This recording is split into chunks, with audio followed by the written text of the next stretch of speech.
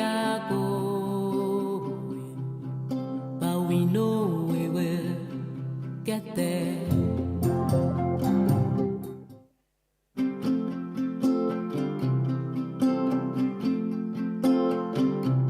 We are going, heaven knows where we are going, but we know we will get there.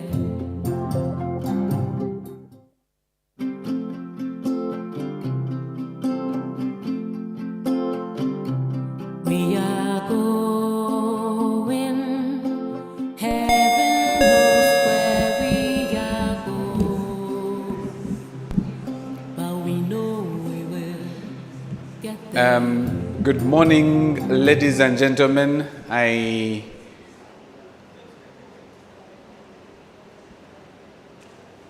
guess we can get seated to get this whole up and running. So we're going to get started. The PS Minister of ICT, Dr. Amina Zawede, is going to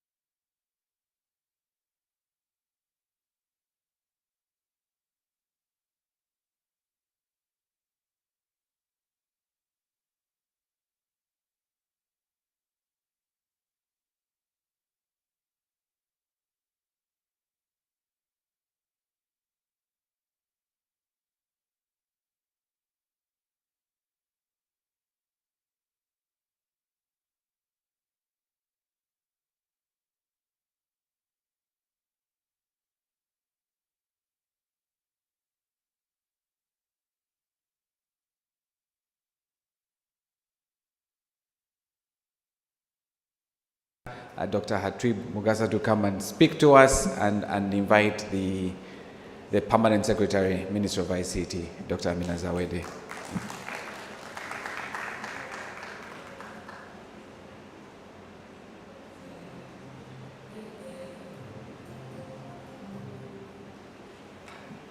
Thank you, Michael, and good morning, members. Good morning, the Data Science Fraternity of Uganda.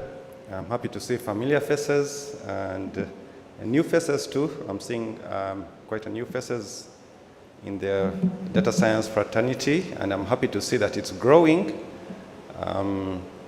It is a field that I think is it's a field that I think should be given a lot of due focus because of its importance in not just the IT sector, but in the global market. The whole ecosystem has or runs on data. When I first got into the field of data science, I will admit it was confusing to me. I had a little bit of challenge grasping the concept of data science. I'm a mathematician, or I was a mathematician, and for me, numbers came easy to me. I didn't have any challenge with numbers. I used to love mathematics. But data science is not just about math or computer science.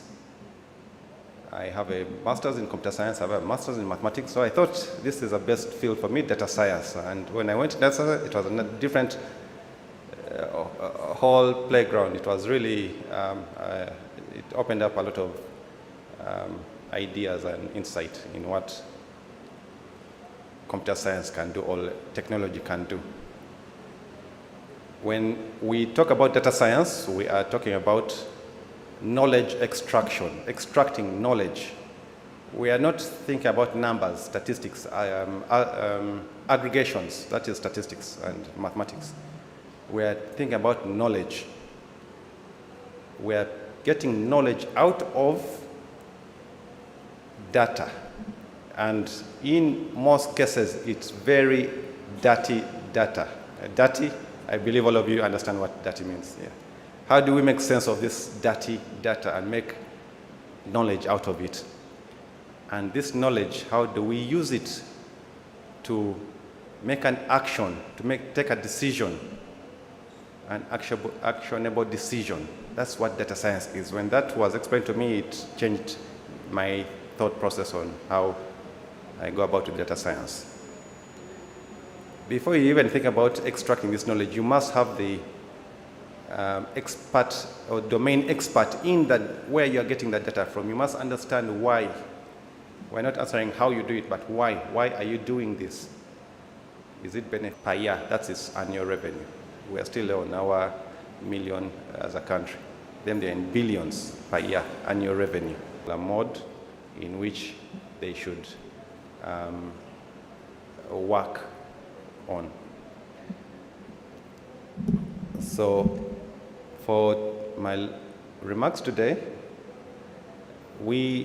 I'm Dr. Mugasa Hatwib. I'm the Executive Director of the National IT Authority. How do we, as government, support the growth of the data science community? Government of Uganda, there are so many initiatives that they have rolled out, ICT initiatives under the Ministry of ICT. We have worked on the infrastructure backbone, we have worked on e-government services, we have developed policies, but we will not achieve policies, but we will not achieve much or will not extract the benefits from all this technology if we don't secure it as a country. So in 2019, the government of Uganda passed the National Personal Data Privacy and Protection Act, which now protects our personal data. We are vulnerable if we don't protect that. Back to the example of Google. We are saying that Google earns $250 billion US per year, but each dollar is attached to a user, an account. How much does Uganda contribute? Or we are contributing to that revenue of Google. If we break it down to a single user in Uganda, it was estimated that each person here in this room, every Ugandan who has a Google account, should be paid close to $200 here in Uganda. But we're not per year, that's per year. $200, that's a value that you are giving to Google per year. But we're not really, how many of you have been paid by Google? No one. Okay, only one. And that's 1% in the whole country. So that's what we need to do. We need to protect our information, our personal information. That's how they're benefiting. And if we shut down Facebook, they don't care. Facebook is about 600 million revenue that comes from Uganda. But the annual revenue is more than 1,000 billion US dollars. The zeros are too many. It's negligible, less than 1%. So they really don't mind if we shut it down or not. They're earning enough. But how do we create value? How do we create value and be heard, be respected in the IT field? And this is one of the steps. Let's create this forum. Let's create this organization of data experts who will now govern or advise the governance of our implementation or our decisions, both as government and also they can decide, they can advise for the private sector. But they have, or you have a better understanding. You have a better grasp of what data means, not just for an individual, but for the nation. So with those remarks, I would like to invite the Permanent Secretary for the Ministry of ICT and National Guidance, Dr. Amina Zawede, to make her remarks. Thank you very much.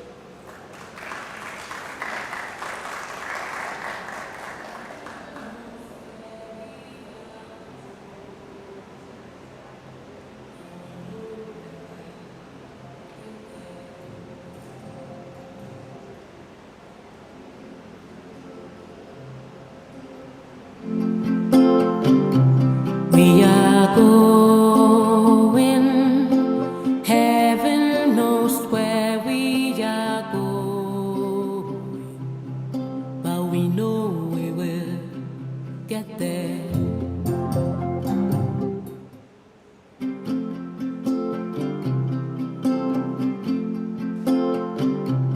We are going, heaven knows where we are going, but we know we will get there.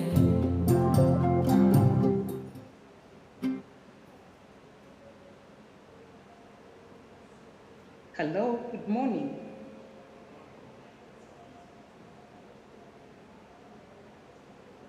Hello. Hello, Madam.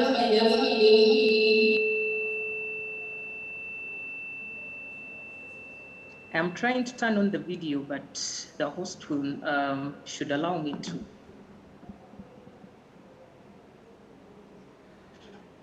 But we're getting you loud and clear, and yeah, once the video goes on. Okay, thank you. You will let me know whether I should continue without the video on or not.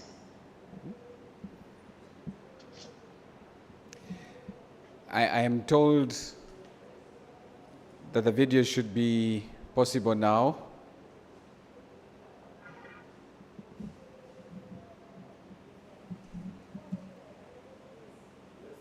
Good.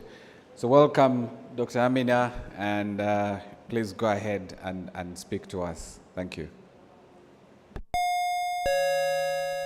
Was that Michael? Yes, it was, or it is. Okay. Thank you very much, and I thank you, the ED of NITA, Dr. Hatrib Mugasa, for the introduction and for the wonderful remarks you have given in your speech. I take this opportunity to recognize members present at the venue and those online, representatives from government, from private sector, from academia, from the UN, our partners, particularly the UN Pulse Lab, and the interim committee of the Data Science Africa, Uganda. Good morning to you all. I am very glad to be with you this morning to officiate over the launch of the Data Science Africa, Uganda chapter. Maybe we should get an acronym for it. I don't know whether you're calling it DSAU, but to me for now, let me refer to it as that. I am pleased that we are here to talk about how together we can build the capacity of our Ugandans in data science and artificial intelligence skills. We know that the insights, some of which have been mentioned by the ED of NITA, derived from data, can inform and effectively support us as government, private sector, academia, and any other institution to make informed and evidence-based decision-making. This will help us improve on the public services that we offer to our citizens, both at national and regional level, as we catalyze economic growth and the opportunities we have or that there are in the private sector. I am one person who believes that, government can't work in isolation, and neither can the private sector or academia, but we should leverage on our potential and capacity to do the roles that we are supposed to do in the data science field to, support that ecosystem of data science. I think about 2 weeks ago, 1.5 weeks ago, I attended the 10th Data Science Africa conference that was hosted in Arusha in Tanzania. This event attracted a number of presenters and participants from 7 African countries, as well as other countries beyond Africa. The presenters showcased, the application of data science in agriculture, in health, in the environment, natural language processing, and so on and so forth. So it opened up my mind, and as we speak about the data science today, there are a number of our students out there, or researchers, who have really done great work that we can build on to address the challenges that we face as a country and as a region. I was impressed that within these 7 countries that I stated that attended, we had from Uganda, students from universities of Busitema, Makerere. I have seen the principal of courses, Professor. Good morning to you, and we were really glad to have representation from the Artificial Intelligence Lab. We also had students from Barara University, representatives from the Ministry of ICT, Pulse Lab, Sunbird, and NSSF. So this, if we have representation from the different facets of the sectors that we have, that is government, private sector, development partners, and academia, all, showing how important it is for us to embrace data science, then it is a good way for us to start. This effort on the government side is very well appreciated because it is stated in the National Development Plan 3.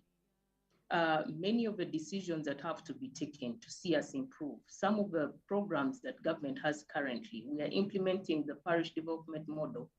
And currently we are collecting data, we are registering households, profiling parishes, and in the end, we are supposed to be monitoring the revolving fund that government will be giving to the citizens of this country, Uganda, to improve their subsistence level that they currently have to, a commercial-based income and way of living. But how is this fund going to be monitored? How will it improve people's lives? How will we see them evolve over time? Has to take us to analyze the data that we are currently collecting to do that. So we, as we launch the Data Science Africa chapter or community today, community of practice, we know that it is going to be relevant in addressing our national challenges and helping us support government in coming up with informed decisions. So in collaboration with partners, the Ministry of ICT is working on several initiatives to create an enabling environment for data and artificial intelligence in Uganda.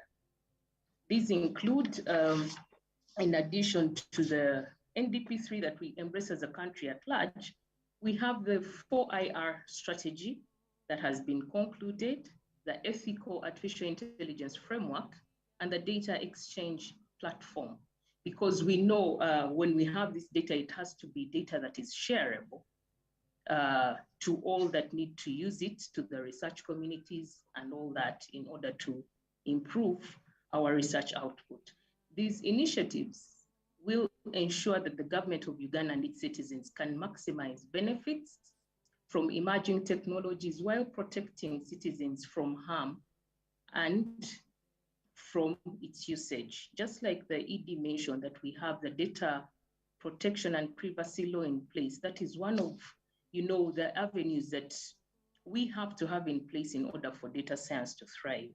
We also have the cybersecurity strategy that was concluded recently. So if we have a secure environment in which we operate, we have our data protected, then we are sure that we can confidently and comfortably share this data across platforms and across different spectra of usage. In addition, these initiatives will also help us increase access to and reuse of data. I think we've moved away from this, from the era or from the times where data used to be taken as a treasure and, you know, people hang on to it and cannot share it. Today, we have seen entities that have their data out there for sharing have improved in their performance. We have seen, for example, the financial institutions, their performance has increased tremendously because of, you know, this know your customer. What does your customer want? What services can you offer? There is a lot of uniqueness around this. So even the same applies to government. We should know our citizens. Who are they? What do they want? What services can we bring closer to them based on the uniqueness that they have? And this way, we shall leverage on data science. And I am sure that this chapter, Data Science Africa, Uganda, will be one of those ingredients or entities that will help us get there. I was told that Data Science Africa has been historically sponsored by the likes of Google, Amazon, Facebook, DeepMind, and ARM. But it is a pleasure to learn that already there are a number of local entities that have sponsored this event, including the Ministry of ICT and National Guidance. I would like to thank in a special way NSSF, who are the gold sponsors, Uganda Christian University, Fair Forward, who are bronze sponsors, among others. I also appreciate and welcome all the participants. I can see the number of participants online has grown to now over 45. I believe that by the end of the day, will be more than that. And those at the venue, we thank you all for coming to embrace this initiative that has come at a time, at a moment in time when we all know of its urgency and its requirement. Now, I take this opportunity to launch the Data Science Africa Uganda chapter. I wish you all fruitful deliberations for God and my country. Thank you.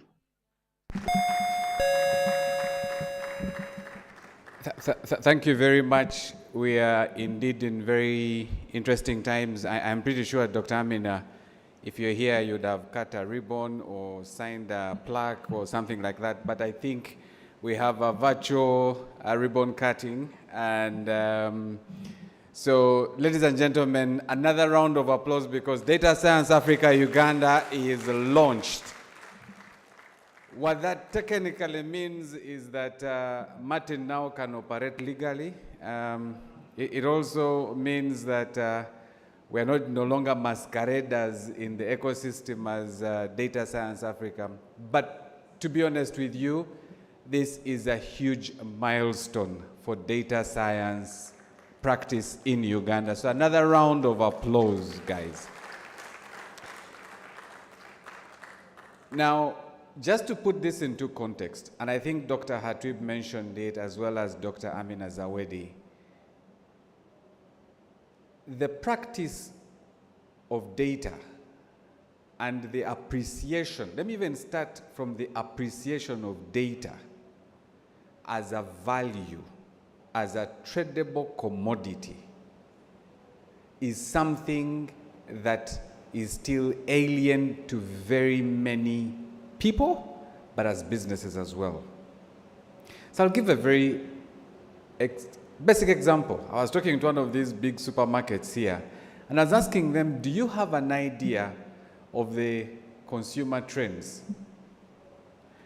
And the owner looked at me and he said, consumer trends, people come buy things, I see them going off the shelf, we place orders. What else do you want me to do?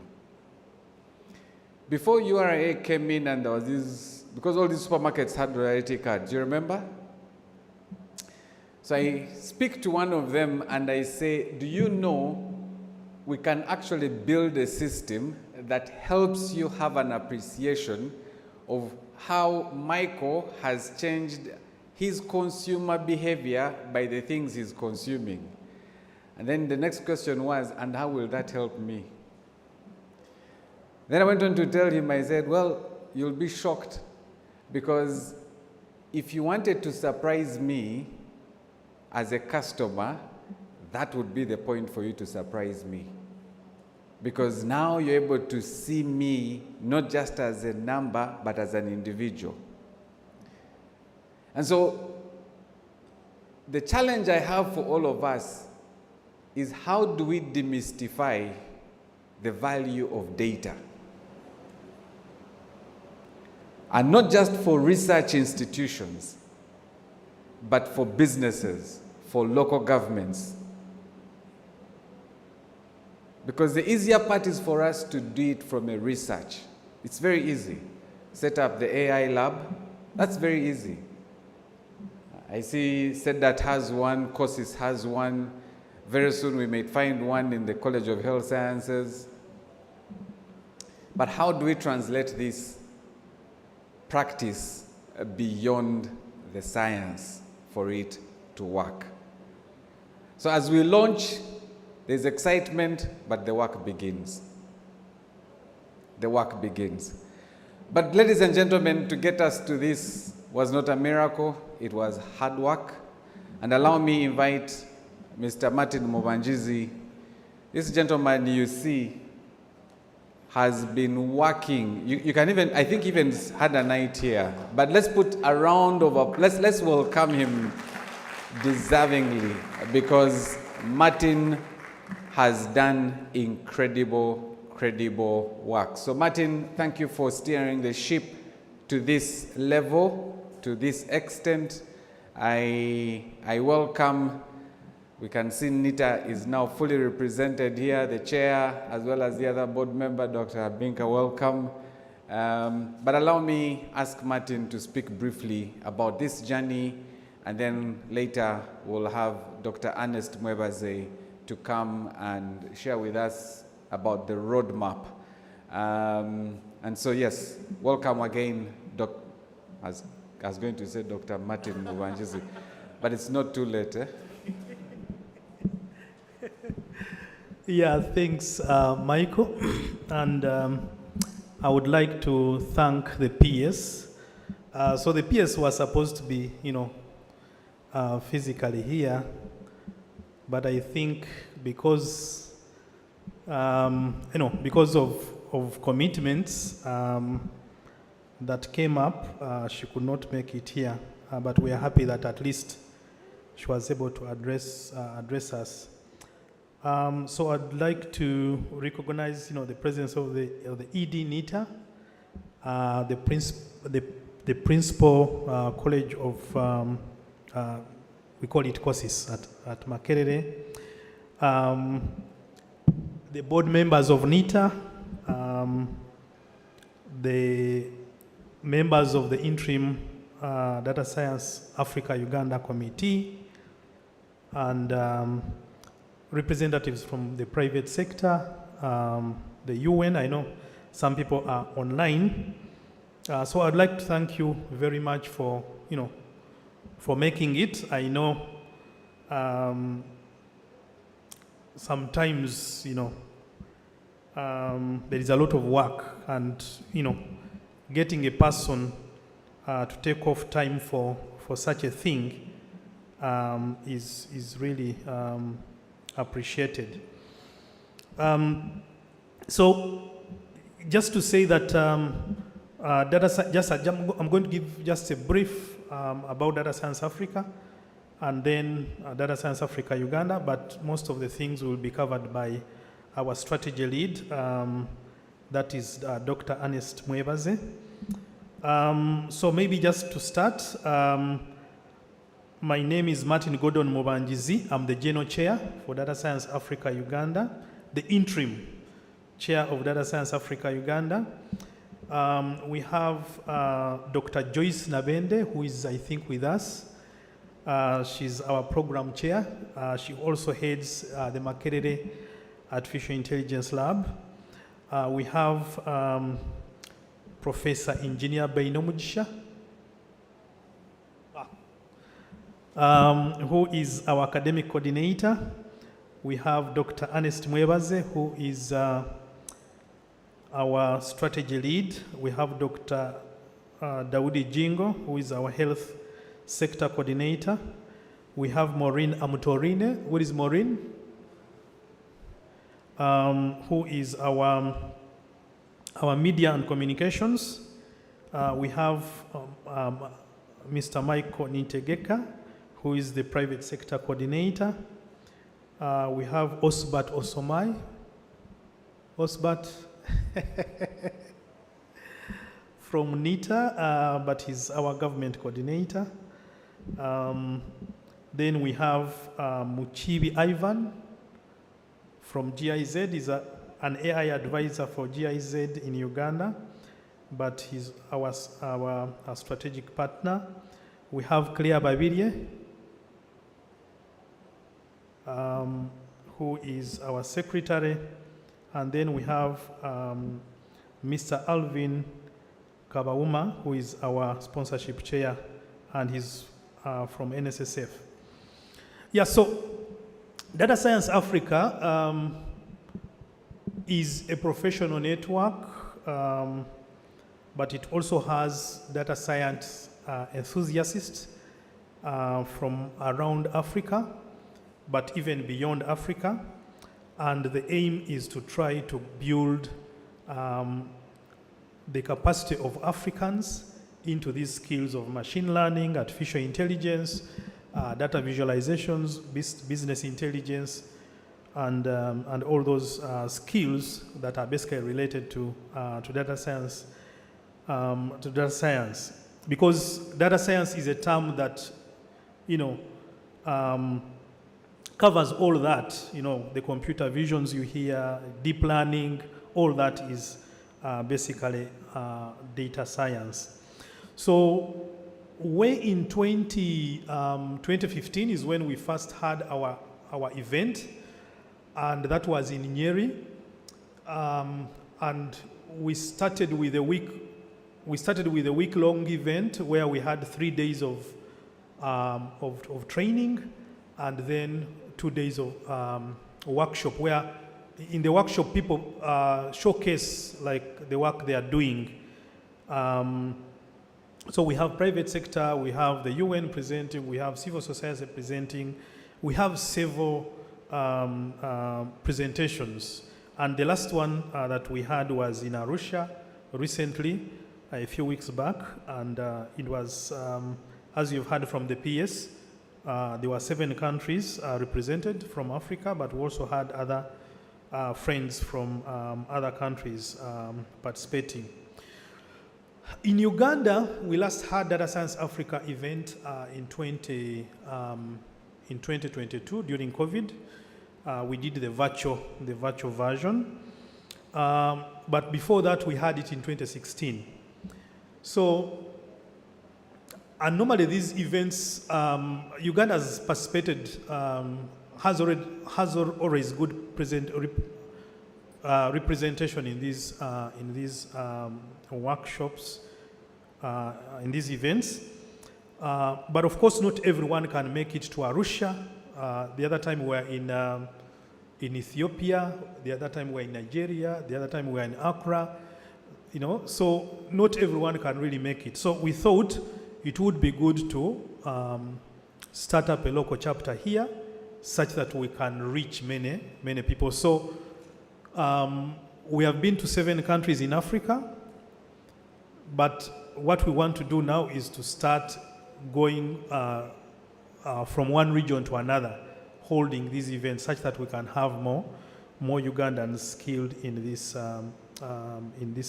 these skills of data science. But more of this, Ernest will be taking us through what plans we have. But I would like to call upon people to join us and support us. But Ernest will be telling us ways that we think people can work with us.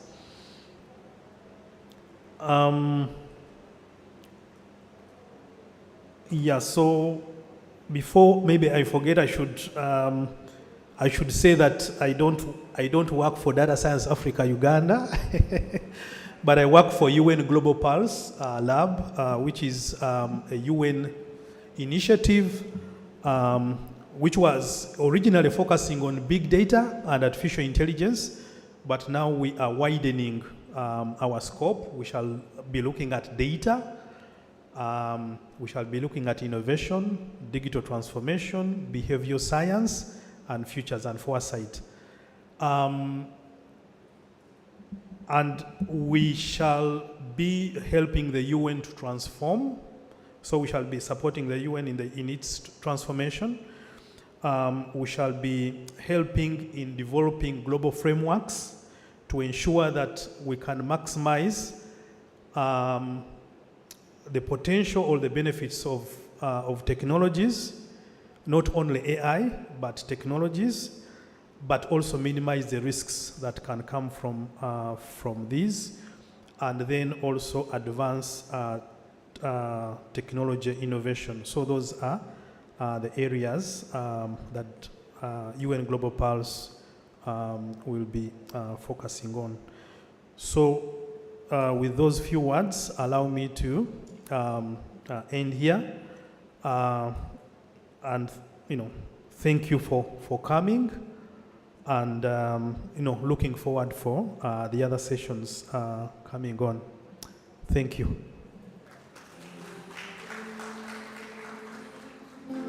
Heaven knows where we are going. Thank you, Martin. And when you're introducing the committee, now because I know Ernest, I keep on calling him Ernest, then I remembered he's a doctor. So Dr. Ernest Mwebaze, please come and share with us the roadmap. I hope if I stick longer to the committee, I also change the title soon. Maybe the principal college can say Michael an honorary, then Ernest. Heaven knows where we Thank you. are going. This is all very formal. So I'm glad to be here. So the PS of Minister of ICT, if she's still with us, the board members of NITA-U, the executive director, the principal of the College of Courses. I think we have members from the UN organizations here and several private sector organizations. Good morning and welcome to all of you. So I want to talk briefly about some plans we have of the strategy of Data Science Africa Uganda chapter. And hopefully my presentation can go up in a short while.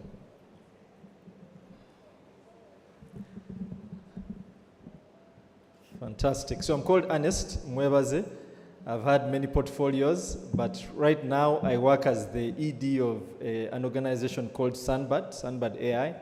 So we do artificial intelligence for social good, and I'm part of Data Science Africa. Let's see. Oh yeah, there you go. Okay, fantastic. So the first thing I want us to do is to figure out how to say the acronym. I think the PS tried.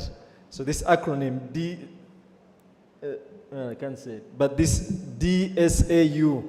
So we need to find the right way of saying it. DSAU. No. We can pronounce it with a silent D or with a silent A. DSAU. No. DSAU. No, DSAU is too long. So we need to pronounce the SAU, not the way you pronounce sausage, but the way you pronounce, I don't know if you know a famous perfume, the Dior Sauvage. So we need to use that so instead of the one of sausage. So Dissau, that's the name. French it up. Okay, so I'll talk briefly about the strategy. I'll talk a brief history of data science, the way I see it, a rudimentary history of data science, and then about the strategic outlook of Data Science Africa, DSO.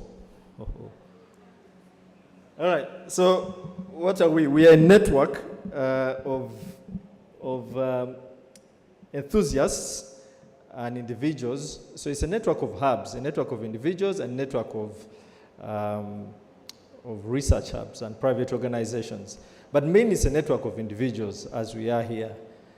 So that's what we want to aim towards. And this idea of contextual end-to-end problem solving is something I think Michael talked about. In the districts we have a different flavor of what data science should be. I think something the ED of NITAU talked about. So this idea of contextualizing data science to our local needs is very important. And we're also a local chapter of Data Science Africa, which is a larger body. It's been in existence since 2015 in different forms.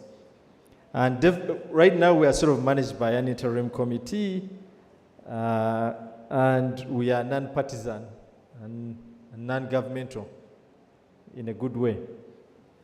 All right, so what are the launch goals? So this is an introduction. So I thought there would be many software engineers here. So I thought I would spin it in a software engineering way so they understand, or we understand. So we want to do this process of building good software. You design, you code, you test, release, then you calibrate again. You do all this thing again. And we decompose this big process of setting up this organization into smaller processes. So this is a very academic way of putting this. The goal of doing this was to make sure people don't understand, but people try to think about what's on the slide. I figured I was losing people. But generally, we want to build a professional organization, a professional network of individuals who are interested in data science and to promote its aims. So what is data science? I think Dr. Mugasa tried to explain this. I won't belabor it anymore, but I think exactly what he said is what is here. So data science is a confluence of many, many things, many skills. It's not just data alone. And I think this emphasis on domain knowledge is very important. So we should have doctors, farmers here. These are the people who want to impact with data science. And so there are many facets of data science. So I won't go into it too much, but suffice to say that this organization is very hard to build, quote unquote, a professional organization like an engineering association, the way we have engineering society. Because data science is so diverse, and we want to take care of this diversity. We want to harness that diversity. Computer scientists, software engineers, domain experts, social scientists, very important. So we want to cover all that in DSAU. All right, a very small background of data science in Uganda. So one was the Makerere lab, which was set up, a very long time ago. Almost in 2009, it sort of took shape and started growing from there. So this was the first example of how to use artificial intelligence. Then mainly it was artificial intelligence for solving social good. Almost in Africa, this was one of the first sort of hubs or research hubs focused on this. And from that, we saw growth in different forms. Second to come on board was the Pulse Lab, doing big data for government. And a lot of the staff came from the Makerere Hub to that. And then Data Science Africa, which formed by people from Makerere, people from the Pulse Lab, and people from within the region. And so this was sort of the first ideas of data science in this region. People trying to use data in different ways, and artificial intelligence and machine learning to tackle problems in our local setting. And right now, what has happened, things have exploded. As the PS said, we have so many things happening. Now we have several labs, research hubs doing AI and machine learning and data science. You have Busitema, you have Makoni Lab, you can see them here. You have several things. Mbara University has a data science lab. We have internationally, things have exploded. The 4IR, we're on the cusp of the fourth industrial revolution, which has AI as a key theme. The AI strategy, the government of Uganda, I think the ED talked about it. Digital transformation is a big thing in NDP3. You know, there's a big move towards data science. This is, I think, the main point of these slides. Universities, we have the principal here, introducing new courses on data science and machine learning. So there's a lot of big drive in this field, and this is partly the reason why Data Science Africa Uganda chapter is setting up. All right, so we want to galvanize a network of data science enthusiasts. I won't belabor that. And how did we come to this? So Michael talked about a whole year of doing this. It was actually more than a year. We started this idea of how do we come up to a launch. And we started with different, as you can see that the date shifted quite a bit.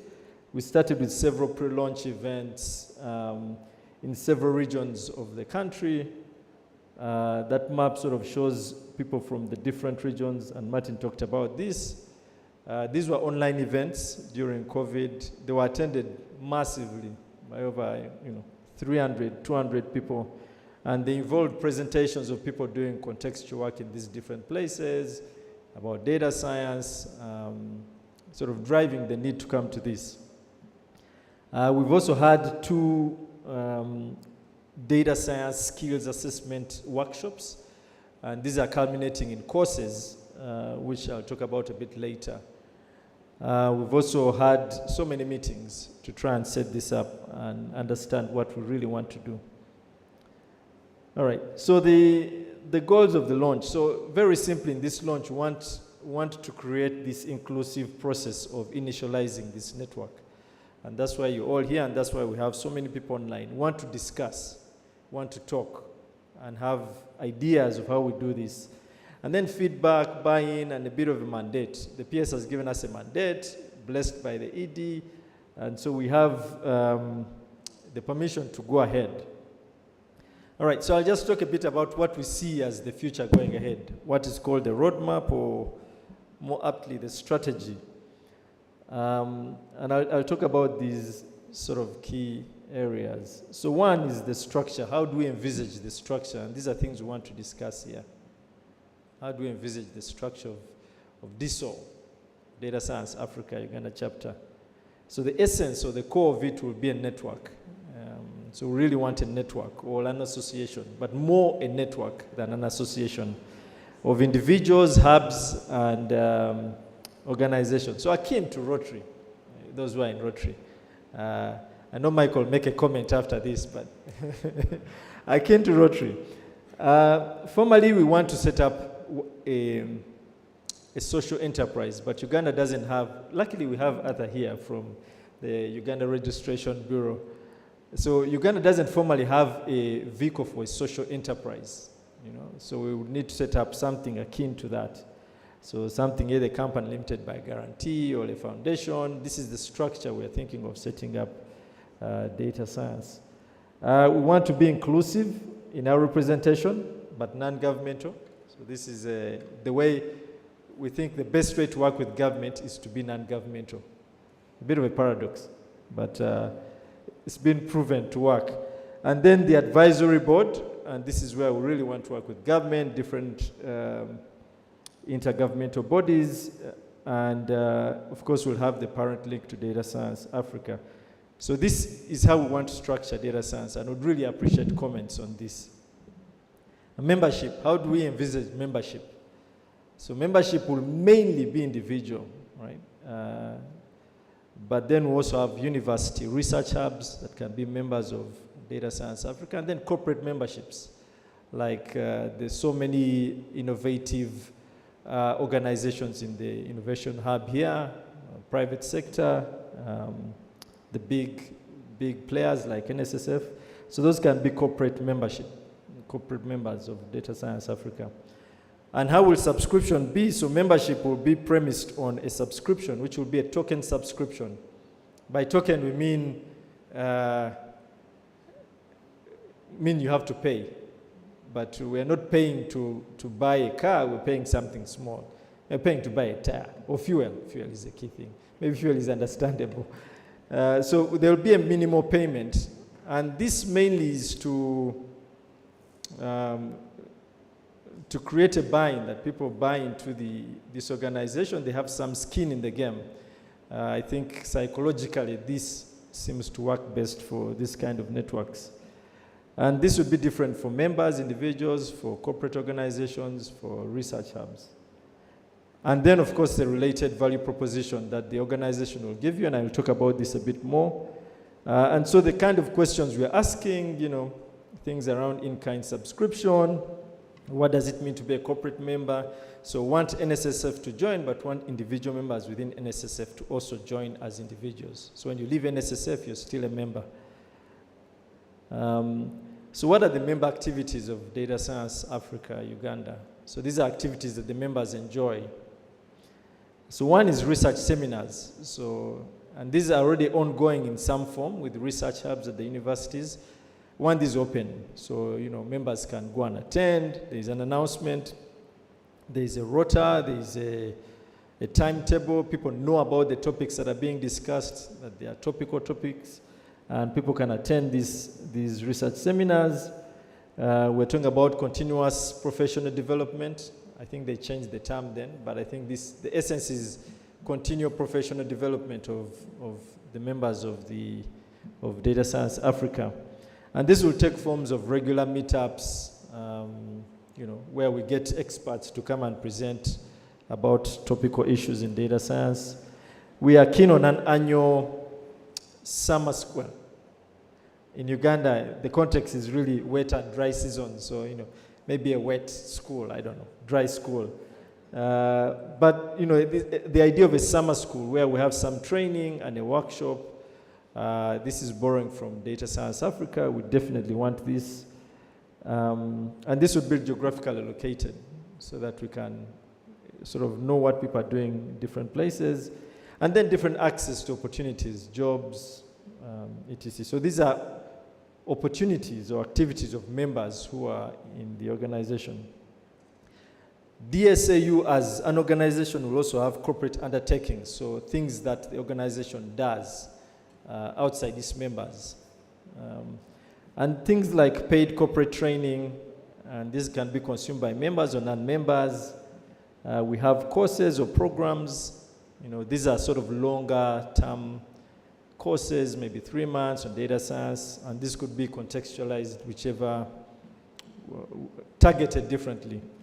But mainly post-university courses, bridging courses for professionals who want to understand or change their careers, or understand some things. Then we'll have geek sessions. So the geek sessions are, I think when you came in, someone said the data scientists tend to be young. But these are sessions where you want to bring people in. They can code up something, a hackathon, a datathon, the exciting stuff. And then projects. So as an organization, we want to do projects.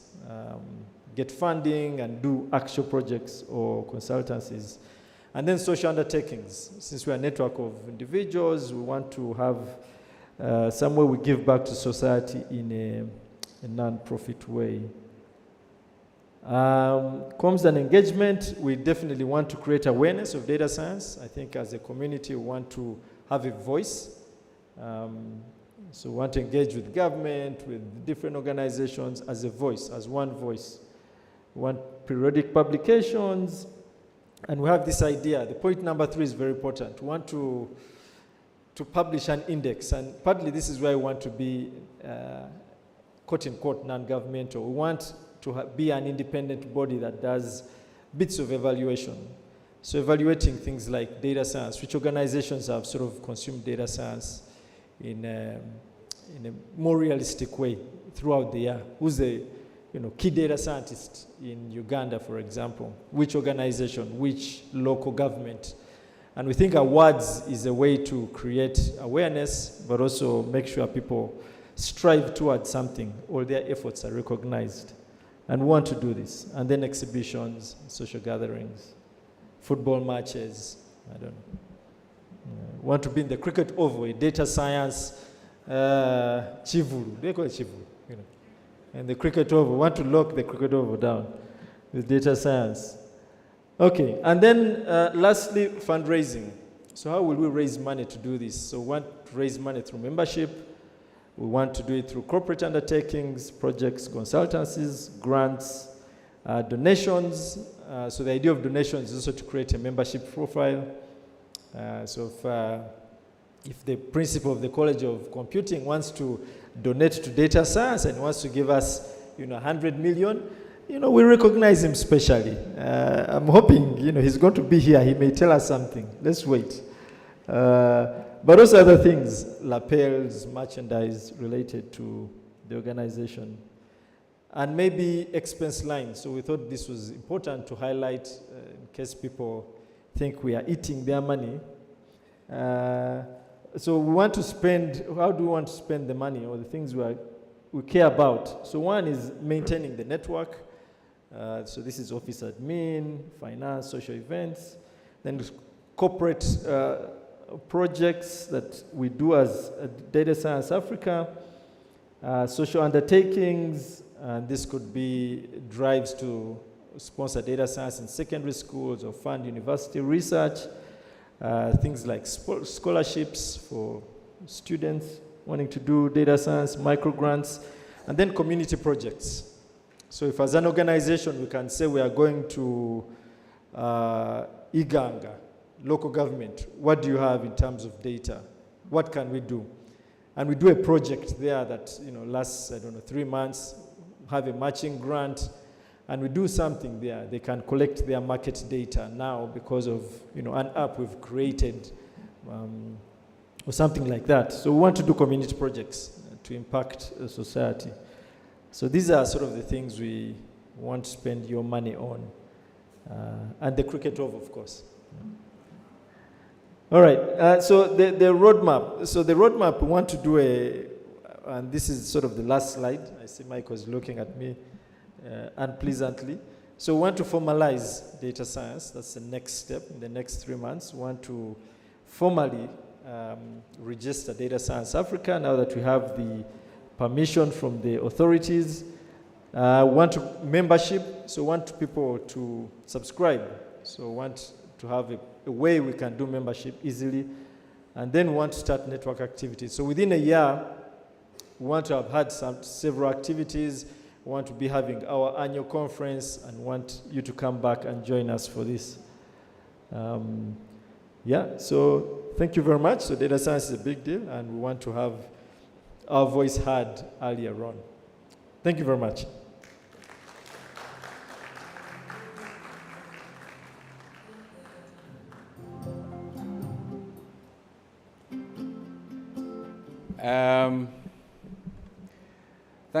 Thank you, Ernest. Thank you for ably showing the roadmap, that this is not just an event that you're having or that we are having, but rather it is something that we're very intentional about, thinking about structure and processes.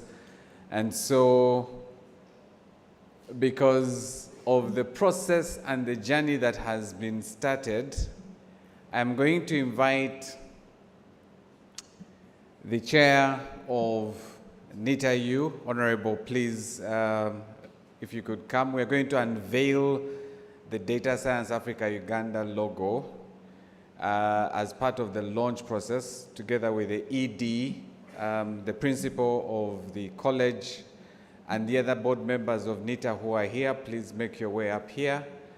I will invite Flavia, please make your way, and the organizing committee to witness. Chris, please make your way on behalf of the UN to witness this unveiling process,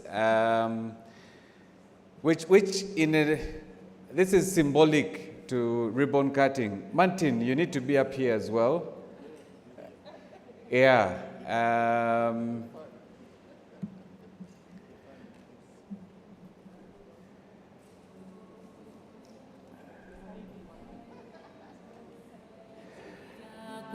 Okay. So engineer, Professor, you need to be up here, boss, for accountability purposes. Yeah.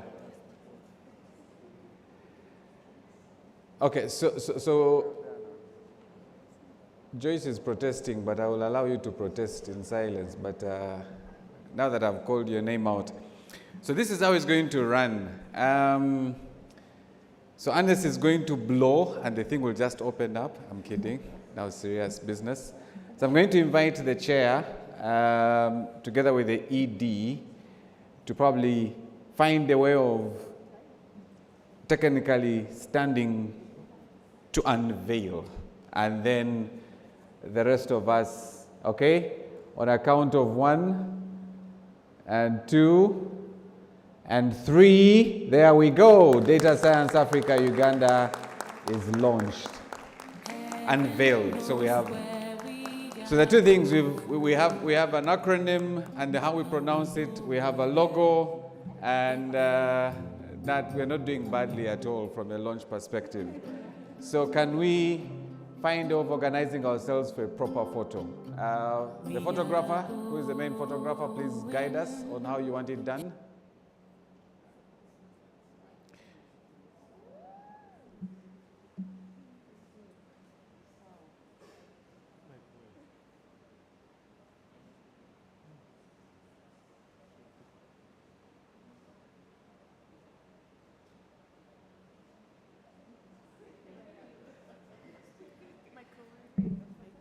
So thank you very much for having this done. I think the team behind this logo can now move it. We will find an office to have it, or we can pay for some rent at the hub here, just to keep it here, so that people get to know the hub is a data science space. So ladies and gentlemen, in the interest of time, I'm going to invite our keynote speaker, and I will ask, I think the best person to introduce our keynote speaker is Martin Mubanjizi. Please come and introduce our keynote speaker, and then after that we'll have the panel conversation. Yeah, we're trying to be data-driven even in this program.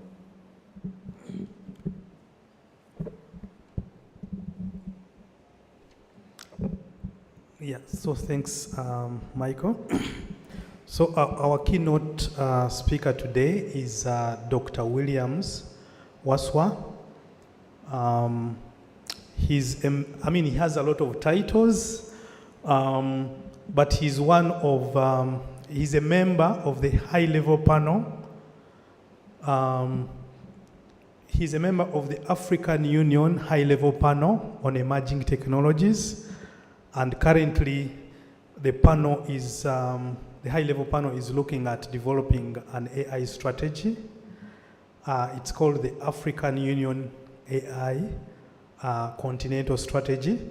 So I think Uganda is very lucky to have such a person on a 10-member panel for the whole of African Union, and he's here in our midst and is going to give us, deliver his keynote speech. Dr. William, you're welcome.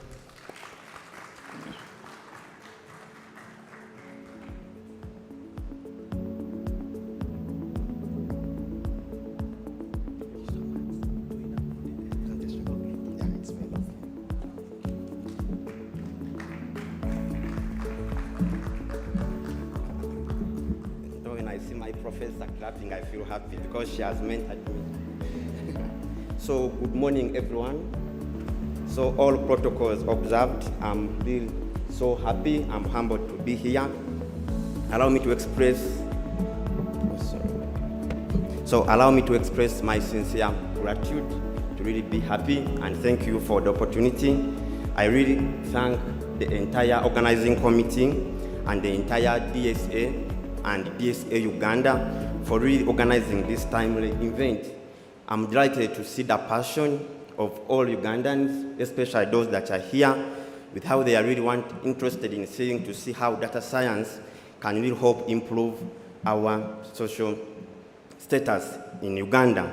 So I'm called Dr. Waswa William, as I've been introduced. I'm a senior lecturer at Imbara University of Science and Technology. I'm a biomedical engineer, and I lead the Advanced Medical Imaging and Artificial Intelligence Lab at Imbara University of Science and Technology. And I'm privileged to be among the 10 panel of experts in Uganda, in Africa, that was appointed by the African Union to really help member states on how to harness emerging technologies to improve Africa's status quo. So I'm happy to also let you know that I'm the chair of the African Union high-level panel on AI strategy for Africa, where we are developing a continental strategy to see how Africa can actually better use and adopt AI. So the African Union high-level panel on emerging technologies is the think tank for African Union. It provides a lot of advisory and technical support to African member states, its organs, to see how we can actually leverage on artificial intelligence, 3D printing, 5G, IoT for the benefit of the Africa. So the African Union, or the APET, which is sometimes abbreviated as APET, it really provides advice on AU and its member states on harnessing emerging technologies for economic development. So it provides an opportunity for the continent to leverage on current and emerging innovations and technologies that have high potential of impact in Africa.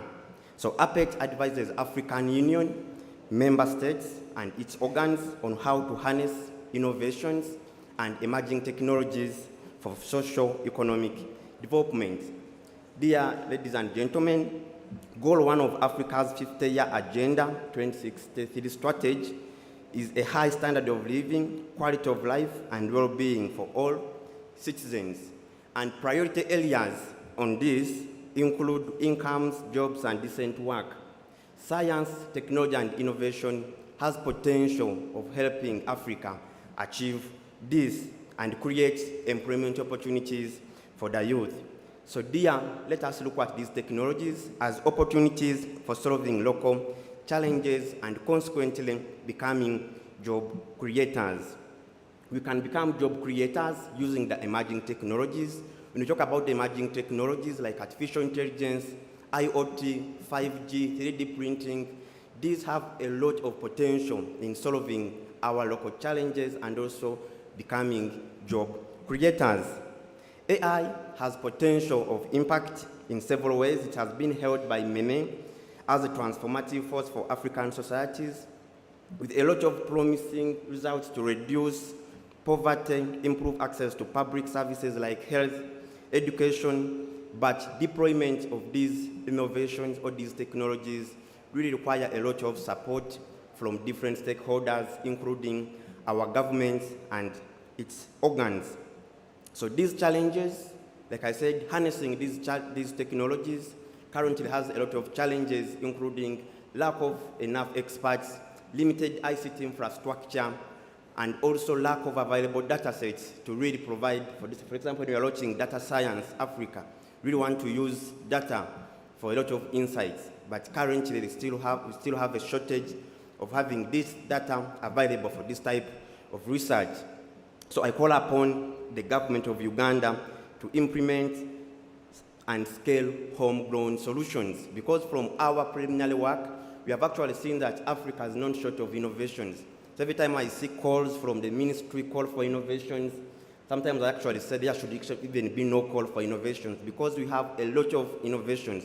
But what's really lacking is scaling up these innovations, adopting these innovations, and also empowering the private sector to benefit from these innovations or these initiatives. So there's really a need to set up infrastructures for private startups so that actually you can empower these startups to become job creators, as opposed to only supporting high-level institutes for education, where we have most of these actually wonderful innovations just being showcased and kept in universities without necessarily transforming into local solutions that can solve some of our challenges. So from APET engagements, APET, like I said, is the acronym for the high-level panel on emerging technologies with different innovators from the African continent. We have learned more of the challenges that our innovators face in Africa. We have identified and provided a database of African innovators, and I'm happy to note that we have a number of innovators from Uganda that are profiled. We have identified innovations from Africa that are different development stages, profiled key stakeholders to help harness Africa to improve or utilize the emerging technologies like AI, 3D printing, 5G, and all these.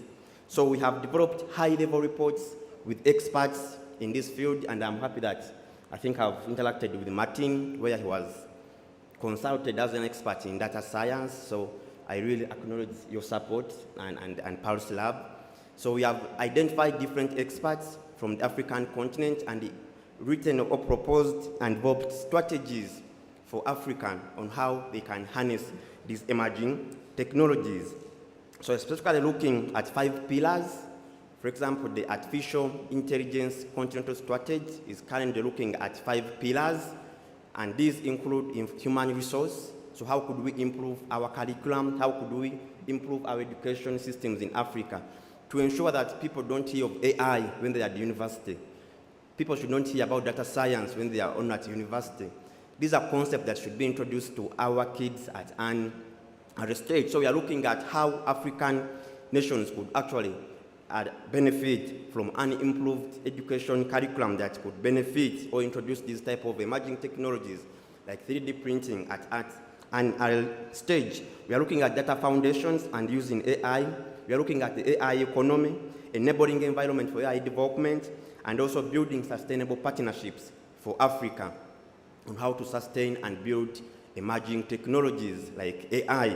So APEC believes that channeling science, technology, and innovations into specific African challenges can effectively lead to job creation for youth across the African continent, and Africa can achieve the innovation and technology-based socio-economic transformation to benefit Africa's youth according to the aspirations of the African Union Agenda 2063, and also the Science, Technology, and Innovation Strategy for Africa, which is known as TCA 2024. So dear ladies and gentlemen, I'm really happy and humbled to be here.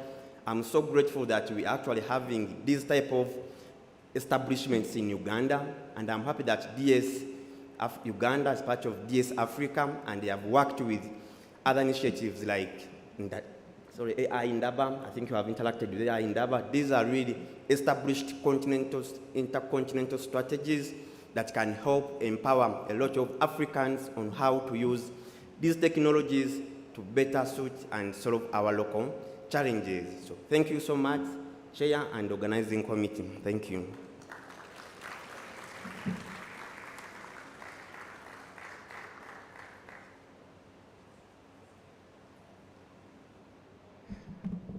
Oh, wow.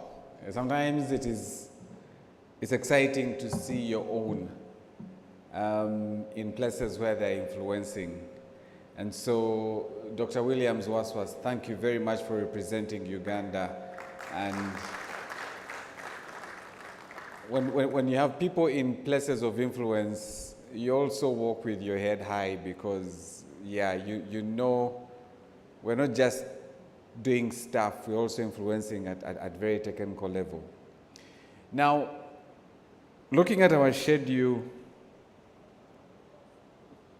we're supposed to have a panel conversation. And so I'm going to request, I know Dr. Waswa, I had not briefed you on this, but based on what you've shared, I would love to invite you back to the panel so that we continue this conversation on some of the issues that you have raised. So with your permission, Martin, if we can get this off the stage, so that we're able to have the panel members well presented.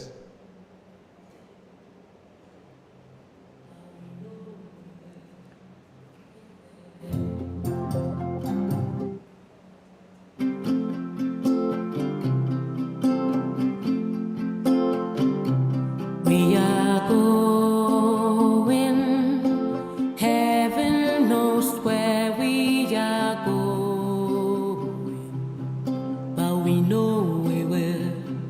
get there.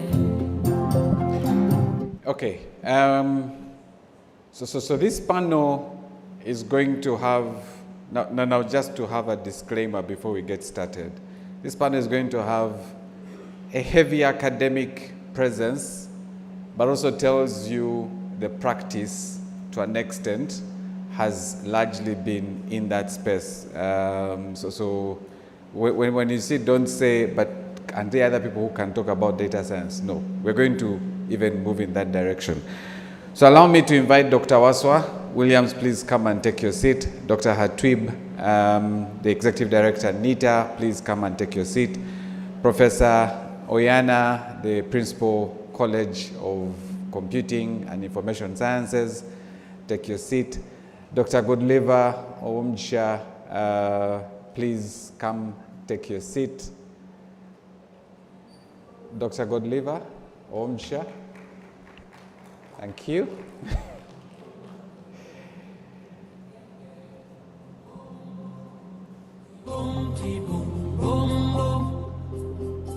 And Chris from the UNCDF, UN Capital Development Fund, please do take your seat.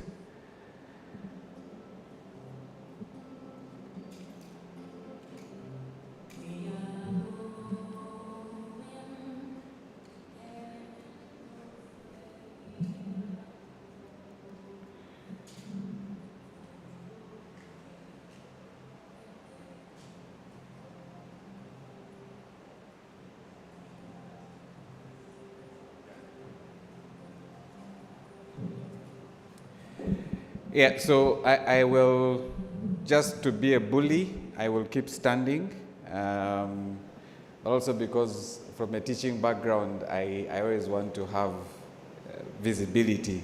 Sometimes when you're moderating panels, you want to be able to have that conversation. And I would like to, first of all, give my panel a round of applause for taking time to be part of this. So we're going to have a conversation that is three-part. One, I'll pick their insights. Two, you will have questions. Three, we will wind up. And after that, we go for the exhibition, do the networking, and then lunch. And I start to clap for lunch, so you can go. Lunch is ready. So allow me to start from my extreme. And the conversation we are having this morning is how do we harness data and artificial intelligence for Uganda's socio-economic development? It may seem more of the norm in terms of some of these themes, but I'd like us to speak to what does it mean to each one of us in the work that we do? How do we harness data and artificial intelligence? So do introduce yourselves, and then speak to the theme, how do we harness data and artificial intelligence that then leads to the transformation of this country? We contribute, because we don't want to claim that data and artificial intelligence will be the only driver to transform this country, but contribute to the transformation of this country. So I'll start with Chris. You can do a mic check. Perfect. Perfect. Thank you so much. And it's a pleasure to be here. My name is Chris Lukolio. I'm the digital country lead for UNCDF in Uganda. It's a really interesting thing to be talking about data science. Let me just give some context here real quick. At UNCDF, you will hear us talk very much about digital inclusion.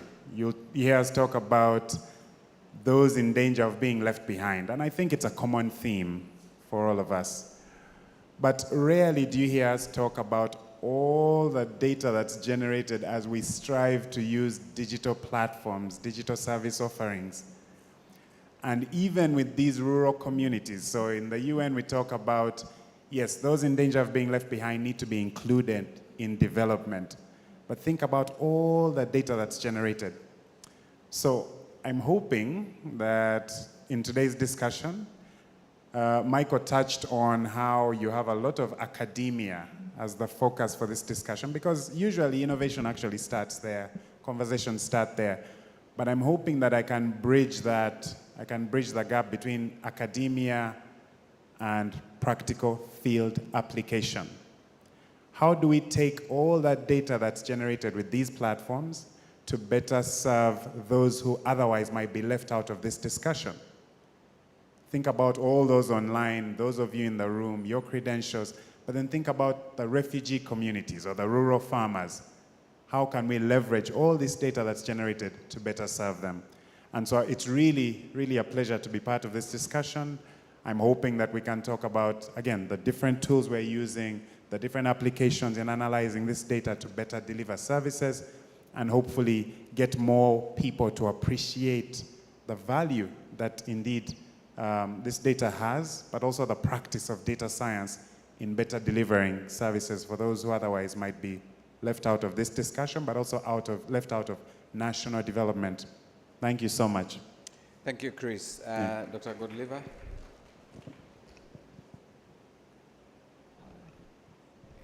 Yeah, it's on. Yeah, it should be good. Thank you very much, Michael, and audience today. Yeah, so I'm Godliver Omugisha, a senior lecturer at Busitema University, and also a senior researcher there. And I represent the Artificial Intelligence Lab, and also from the Makerere University side. So talking about going back to the question that you've posed, Michael, I think that academia has a very, very big role in this drive, because if you look at in the past, maybe the past decade, or how the different courses academia, that institutions had in line with artificial intelligence and data science, I think it was not it was not yet very clear, or the vision was not very, very clear.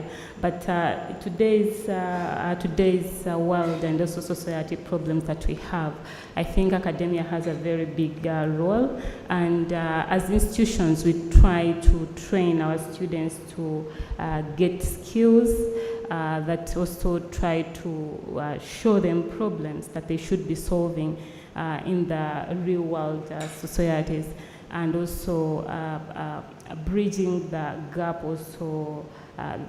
bridging the gap between academia and also the industry, because usually you find we used to have students who are filled with these skills, but they don't know how to apply them.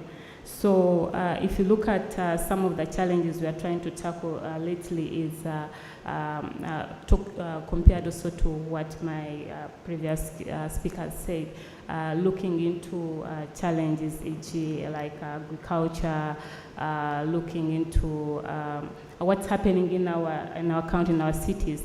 I think there is so much that we can do, and it's the role of Data Science Africa to help us strategize these things so that we can be on the same goal. Yeah, that's what I can say for now. Yeah. I know. Thank you, Dr. Godliver. I know, Dr. Hatwib, you had given your remarks, but I think in this context, it's largely around the role or the opportunity of working with all these people from a government perspective. What does that look like? As you also give your introductory remarks, I just thought you'd speak to that as well. Thank you, Michael. And I will speak on the side of government. But I first want to explain what data means to the ordinary citizen, the Omuntu Wawansi. And yesterday I was with, we were in a meeting where, as you know, we are trying to see the best, or the design of the best design for the new ID, the new national ID. And one of the top officials in the meeting said, but why do we need to give IDs to everyone?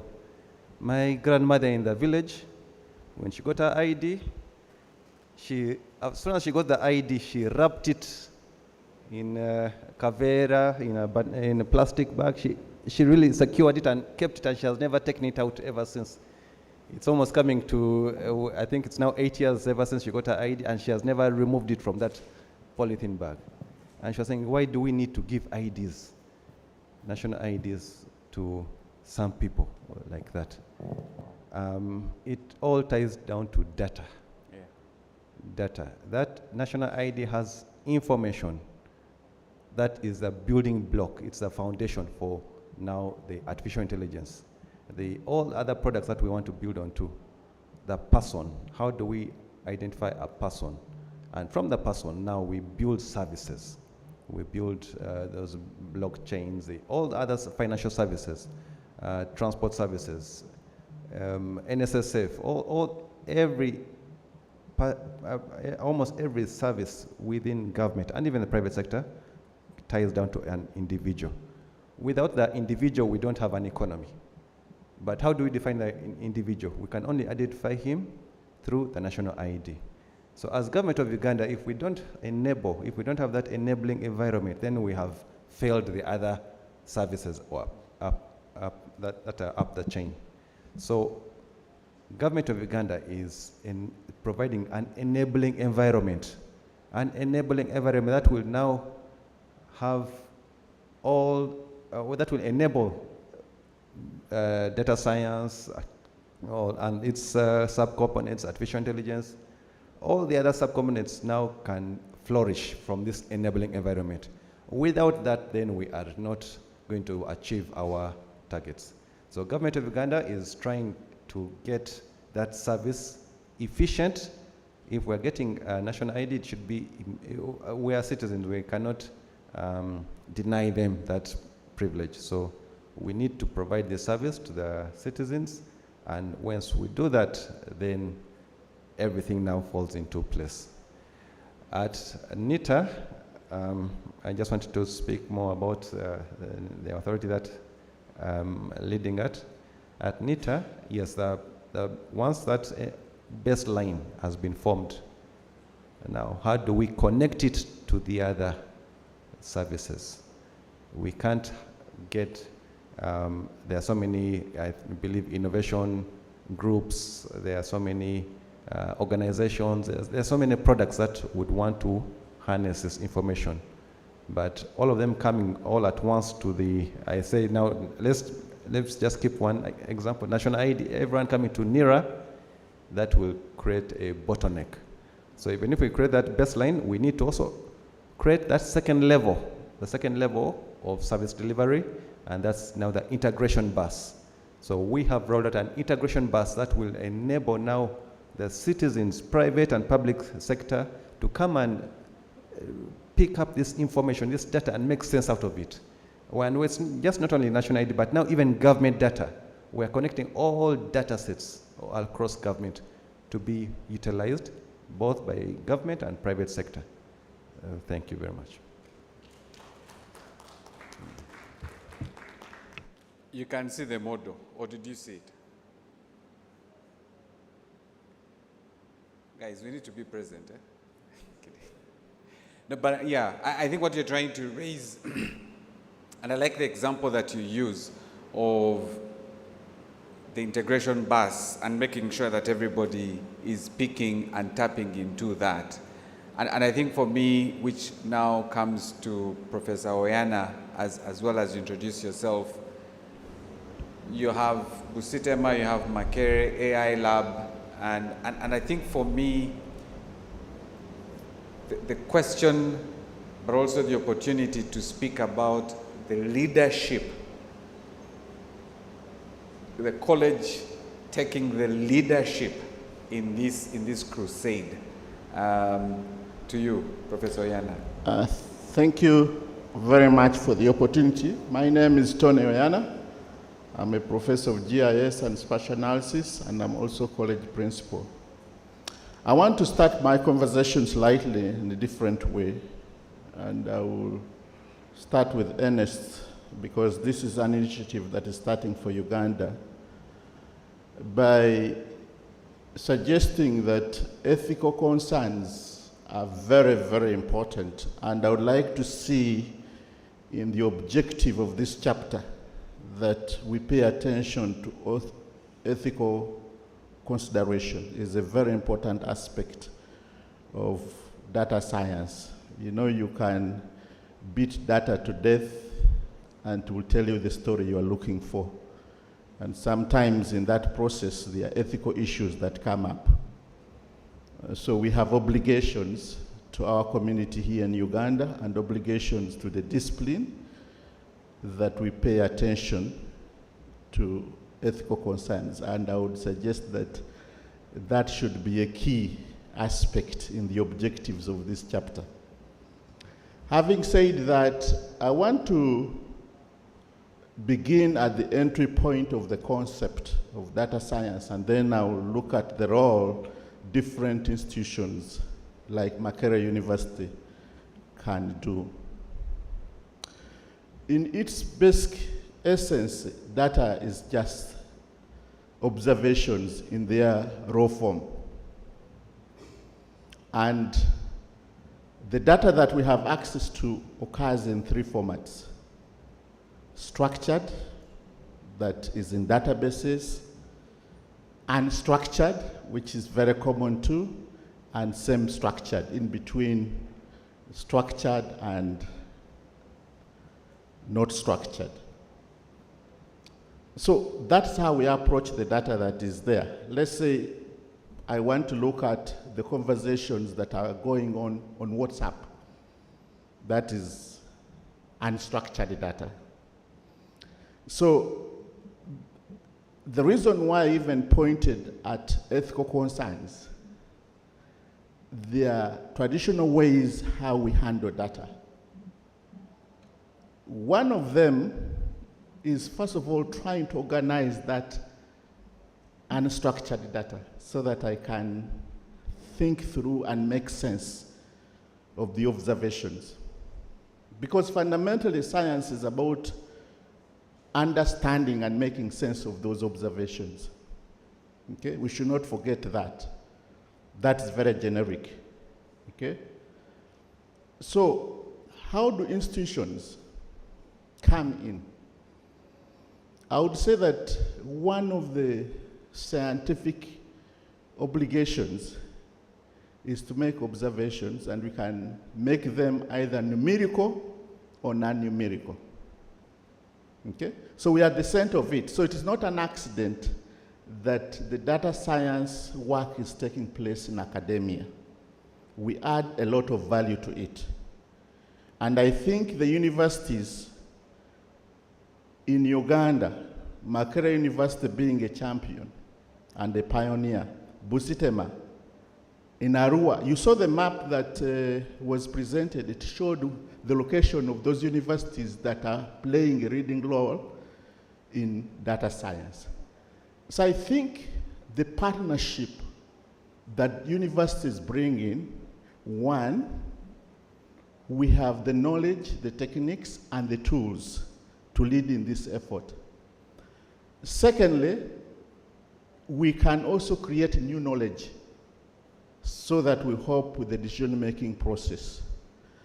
And thirdly, the training role, to increase the critical mass that we need to move this data science concept in the country and in the region. Already, as Ernest stated, our artificial intelligence lab has been around since 2009 and has been leading very good efforts. Okay? So I think we have a critical role to play in this conversation of data science and adding value to things here in Uganda. And we already have agencies that produce and generate large quantities of data. One of them being MTN, Airtel. They produce data every second. Okay, people are making phone calls. Transactions that continue in banks can also be looked at. The mere person that the person goes to the ATM to withdraw money, we can look at those data streams in real time. So I think universities, in their critical role of being research and development institutions, have a role at the table, and they can help the conversation of data science and how we can take advantage of that technology and develop Uganda. Thank you. Thank you, thank you. I like that we're dealing with foundational issues, because it's the easiest thing to assume that all the things have been taken care of. But the fact that we are having these conversations and we are dealing with foundational issues also speaks to the realization about the profession that is emerging and the practice around it. And so for me, to you, Dr. Waswa,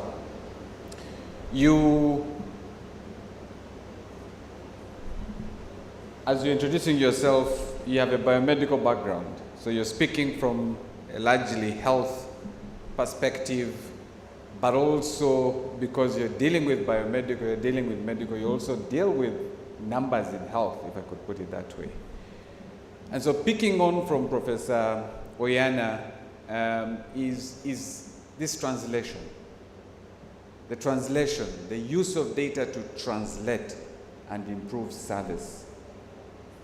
Because at the end of it all, you can do all the charm number cranking and deliver models that make exceptional products, if I could put it that way.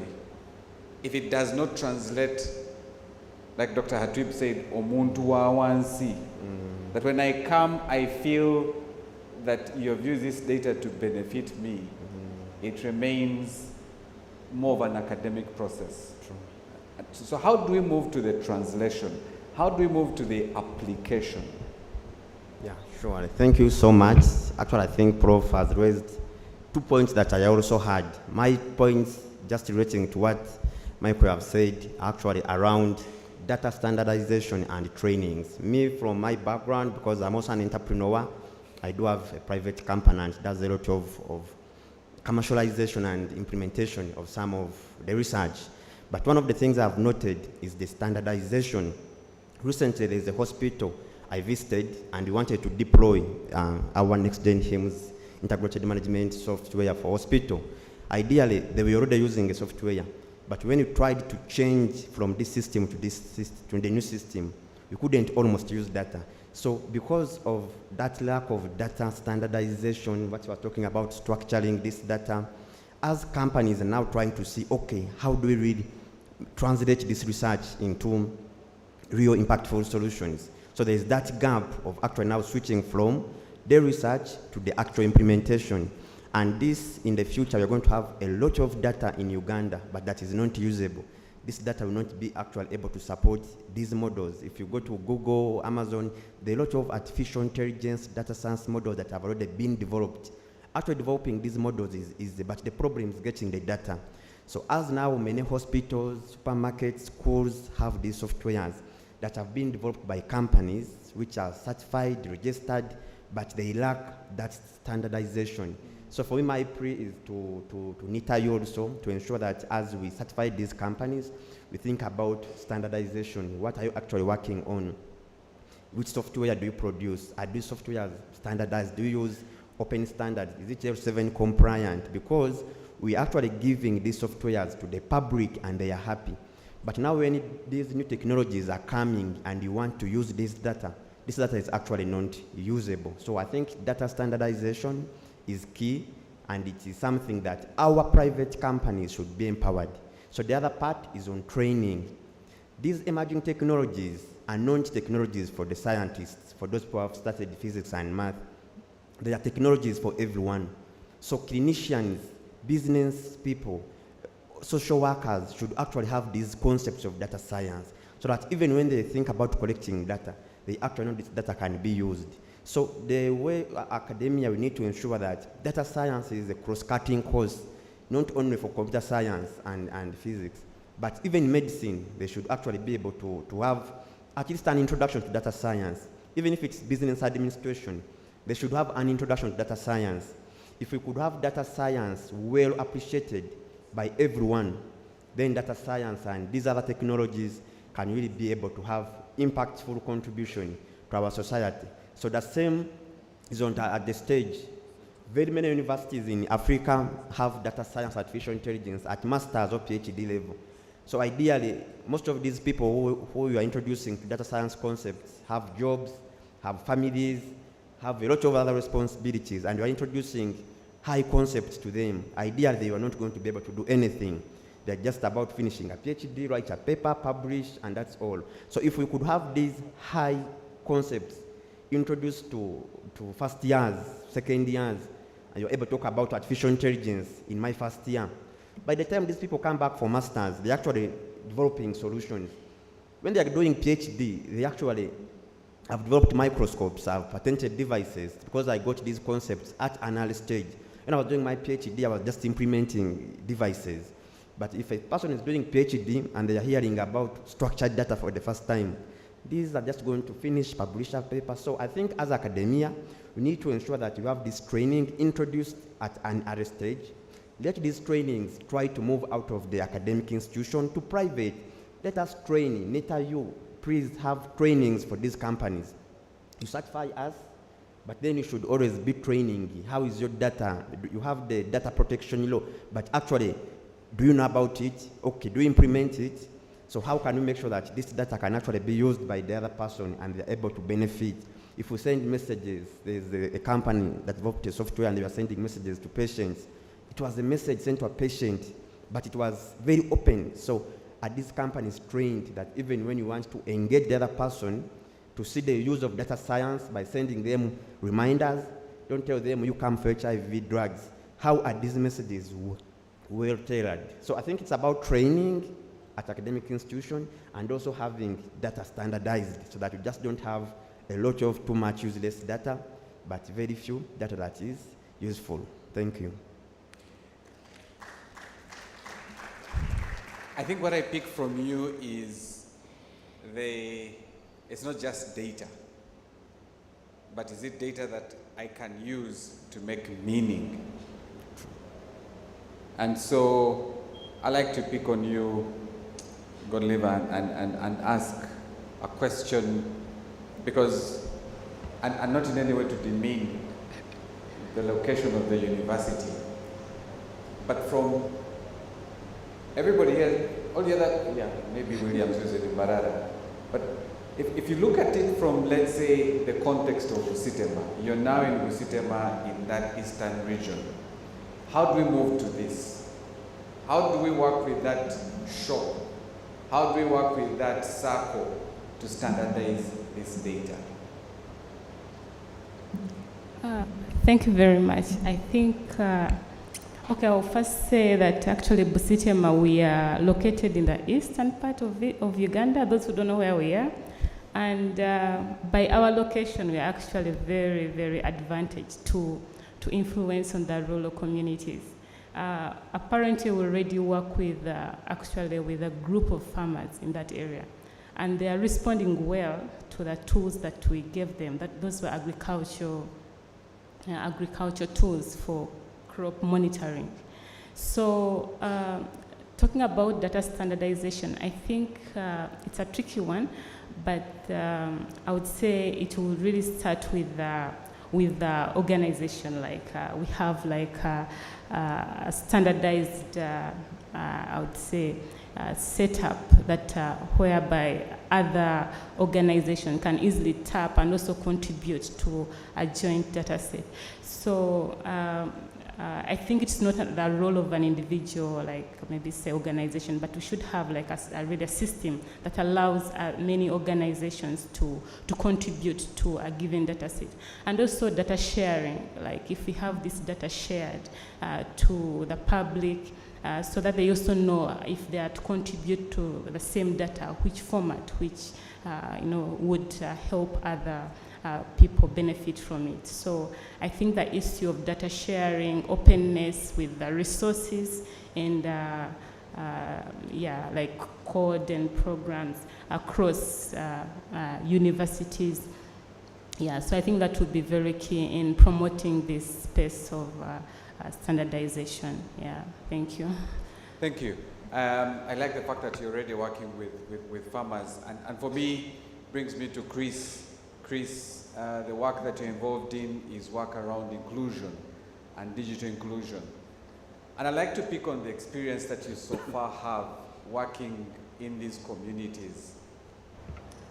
What are some of the things that you could highlight in terms of the experiences that you've gotten working with, let's say, the circles under the digital financial inclusion spaces, but also in education, data literacy or digital literacy?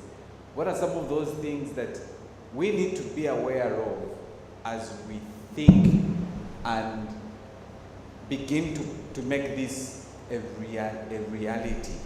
I mean, you had Dr. Atwib mentioning that there's this lady who got her national ID, put it in a Kavera, and it's precious to the extent that nobody should even access it. But yet, we know that's the truth in very many communities. Chris. Thank you so much. And many thanks to other panel members. I think there's a lot of expertise here. And I think that how we bridge that gap, so from my experience, it comes down to value addition. Okay, so again, when we talk about all the data that we generate as we use different digital platforms, I think a very good example was given about MTN, all this data that's generated. And when people use these different platforms, so somebody might send and receive money, but that might not be the value that they seek. You know, they might say, look, why don't you just pay me in cash? It's easier, I can pay my debts. So we have the opportunity, as we look at data science, we have the opportunity to generate value. We have the opportunity to show what people get out of this, and I really love the reference to the common man, right? Omuntu Wawansi. How do we translate the things that we're talking about here into real day-to-day value? How does my grandmother or his mother get to understand why that ID is important? And so it's in the value that we show in the use cases that come out of these efforts. When you analyze this data, when you deploy these tools, when you deploy AI and all the data science, that the expertise that's in this room, how does that translate to a useful use case in somebody's day-to-day life? Okay? And so what I've seen in the field is that more and more often people ask about, well, it loosely translates to what do I get? Why should I care? And I think we can do that by constantly engaging in these different communities, in these different markets. I liked Annette's presentation about all the things that we hope to do through this forum, through this chapter in Uganda. We should indeed focus on, yes, the ethics of using this data and how we use it responsibly. But I'd like to add, let's stay in touch. Go down to these communities, constantly engage with that border guy. Go to these refugee communities, talk to rural farmers. You will know the things they care about, and then you can work backwards to say, wait a minute, how do I fix this problem? So from the experience that we've seen, that I see in the field, that's where I think that's where the value could be. And when we talk about, all right, there's all this data generated from, use of our phones or use of different types of media, I think that it's important to go back and say, all right, yes, I've developed this application that allows you to, I'm analyzing all this data, and I think that when you're growing coffee, this is the time you should plant. I've analyzed all this data, and when you're ready to sell, here is the market you should sell to. I think we should also take into account, indeed, when these individuals start to use these platforms, yes, what do I press? Where do I go? So incorporate, as we build solutions, develop them with these target communities in mind. The end result should be in their language, in the way they understand. That me as a lay person, I don't know how machine learning works, but I will appreciate the result of that effort. I will appreciate the data science that has gone into it, not because I understand it, but because I know what I'm getting out of it. I don't know if that makes sense. Thank you so much. That's quite interesting. That look, it's not just the product that comes out of it, but when that product comes out of it, I can use it. That once I have been able to deploy it, it makes a lot of sense for me as a business person, for me as a farmer, for me. I mean, this morning I had on radio the Minister of State for Finance General Duties was being quizzed by Parliament, and they were saying, when is the money for parish development model going? And his response was, very soon. and the Speaker responded and said, but what is very soon? And he says, Madam Speaker, for those circles that are ready, the money will be released soon.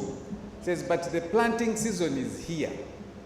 When will the money get to the parishes or to the circles so that the community can borrow and then buy the seed or the seedling and then go ahead and plant? Because this is the window. You miss it, you miss it. And he said, I think for me, it just caught my attention. I'm like, but wait a minute. Did this just happen? Like we're now realizing the rains are here? Did it just happen? So as you're sharing in terms of context, and I guess that's why sometimes good initiatives don't get the right reception, because the value, you give me seedling when we're already past the rain season. So what do you want me to do with the seedling? There's nothing much I can do about it. Which brings me to, and I think I'd like to speak to Dr. Hatwib around getting government, which William talked about, standardization, and making this data available to as many users as possible. And without putting you on the spot, you have on one side UBOS saying we're not ready for parish development model rollout because the data is not sufficient. And on the other side, politicians are saying, wait a minute, we are going ahead. So how do we harmonize these conversations using data? But also most important that I'd like you to speak to is that how do we leverage the power of this community to create data leadership? I know I'm making sense. That people in leadership have an appreciation of data. They may not be the guys who are going to do the number crunching, but they have a level of appreciation that it has to be data informed. What is data? It's not a gut feeling. I feel it. No. What is the data telling us? Dr. Hatwib. Thank you. Thank you, Michael. And that's true. How do we get this data used well or used for the purpose? How do we make it fit for the purpose? That is data governance. But I just want to touch on the standardization that William had mentioned. And true, we need to standardize. We need to standardize the way we work. We can't just deploy a system with no standard. It's like saying drive on the road and don't follow traffic rules. That's what we will be doing. So we need to standardize to a level that enables the IT service developers, IT service providers, provide services efficiently, and the citizens or the end user consume these services without being cheated. NITA has developed a couple of IT standards and laws over the years. I just wanted to mention some of the standards that we have at NITA. We have got the Electronic Transactional Act, the Electronic Signature Act, the Data Protection and Privacy Act. We have a cyber security or cyber information security framework that governs the way how we secure our information. And we've got others. We have also got a standardization unit. Now this checks bodies that want to do business with the government of Uganda, because we cannot, if you're doing, if you're private body, say company A and company B, we will not know what transaction you have unless you come to government or there's a government arm. But when you come to government, all transactions or all procurement has to come to NITA if it's an IT procurement. And NITA will review that procurement of the IT service, of IT product. Does it follow standards? So we have got the IT certification unit. It has got certification standards. There are companies we certify also. We have certified over 500 IT service providers in Uganda. And we encourage all IT service providers that want to do business with Uganda, or even within the private sector, to come to NITA and we standardize. Why do we do this? We have had cases where you procure a service. You say you are buying, let's take a simple service. You are buying a laptop, and the service provider brings for you a desktop. Who do you go to? Who do you go to? So we are there to ensure that you get the service that you have procured or that you have asked for. And it has to be to the best standards within the market. So there are a couple of standards that we have rolled out, but to come to your question, how do we make it fit for purpose, this data? We have put the structures there, the standards are there. Now how do we ensure that you're actually receiving or extracting what you need from this data? And that was the recent law, the Data Protection and Privacy Act. It mandates you to provide, there are data collectors, there are data processors, and the data consumers. All those have to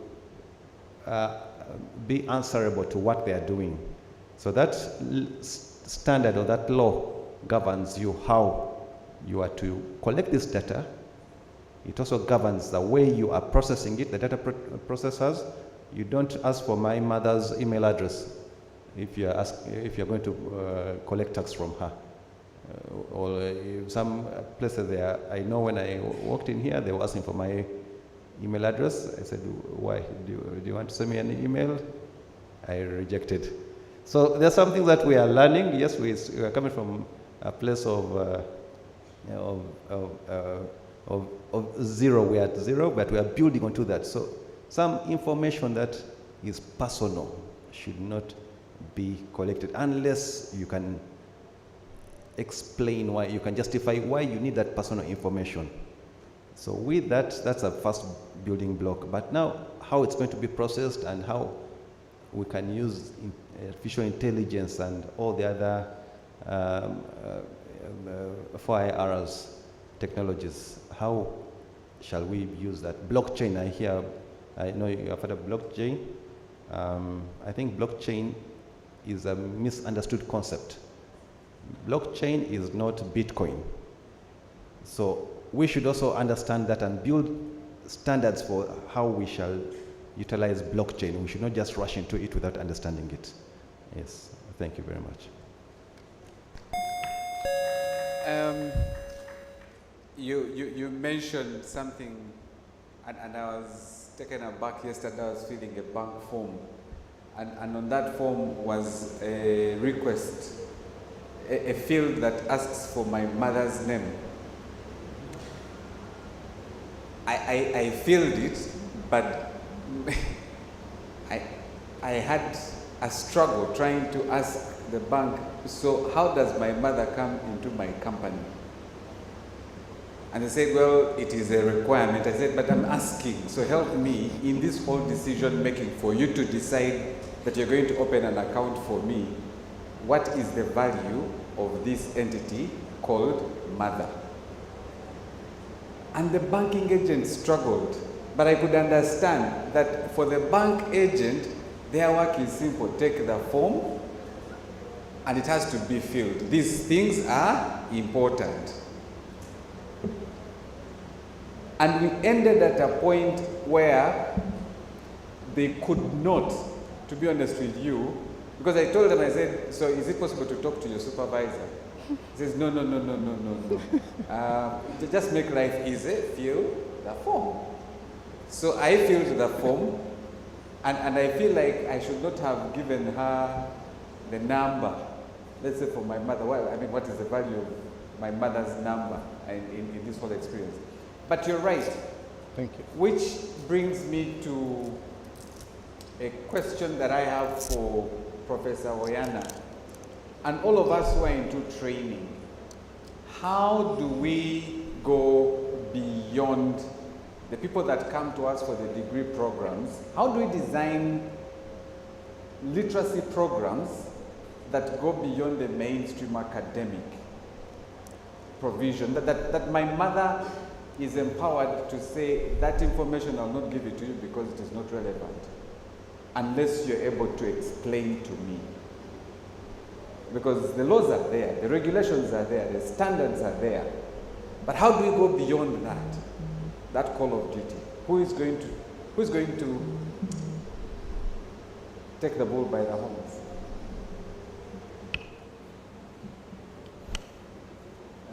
It is on? Yeah. I'll first of all start by serving the banker. In databases, we validate information. So if they wanted to determine that you're the same person, they could use that question to ask you, like if you're doing mobile banking or something, they can say, what is your median name? So it is important for validation. I hope I am trying to help the banker here, okay? You're actually making more trouble for them. To confirm it is you. It can be used in circumstances where somebody can call in as Michael, but they can say, what is your mother's name? And then if you confirm, you can go ahead with the transaction. Typically, that is how we use that information. I want to come back to the basics. Yes, I can decide to communicate in a very heavy language. I think one of the areas of data science is communication strategies. How are you going to communicate? And there are various ways to communicate. Visual is normally very powerful. You can use pictures to deliver the message. Sometimes the message can also be lost in translation, okay? One of the trainings that you have in academia and when you're speaking to different levels, they say you have to keep it simple. Just like journalists operate, they keep that information very simple. If you want to reach a very limited audience, okay, then you can use all the words to show that you're educated. So I think that we have to simplify the message so that we are able to inform policy, to inform stakeholders, and sometimes using examples can help you deliver that message. So I think that at the university, we have various units. We don't only train our students through the technical stuff, but we encourage them to do cross-cutting courses like in communication, okay? But also, if you are teaching, you can deliver the message that look at the target audience. What is the purpose of the message you are delivering? If I went to speak to my relatives about what I have done, I use a different language so that I'm able to give examples and show what I have done in my education. So I think that if you look at your communication strategy and develop a clear message, I think we can keep the training very simple and improve digital literacy. You invite me to go and talk to the village about weather information, for example. I'll keep it simple. I say there are certain things we observe so that we know when the rains for farming are going to come. Okay?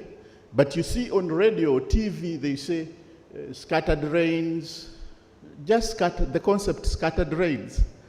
Somebody in the village will not understand. But if I told a person in the village, there are some areas that will get rain and others will not, I think I'm talking about scattered rain. So, just like when we are training our children to speak, sometimes we come down to their level so that we can deliver the message. So, communication is very critical. And that's why, like in Makerere University, now we have a communication officer in every faculty. They can help us with messaging. Okay? So, that's what I would advocate for. Keep it simple. Which is critical, keep it simple, but, and I don't know who wants to take it up here, because the digital literacy gap beyond, even within those that have gone through mainstream education, in terms of beyond digital literacy, but also competence, if I could put it that way, is something that if you're going to see a data-driven ecosystem economy, is something that we need to be very, very intentional about. And so the challenge that I have for the panel is that how do we make that simple a reality? How do we make that simple a reality? That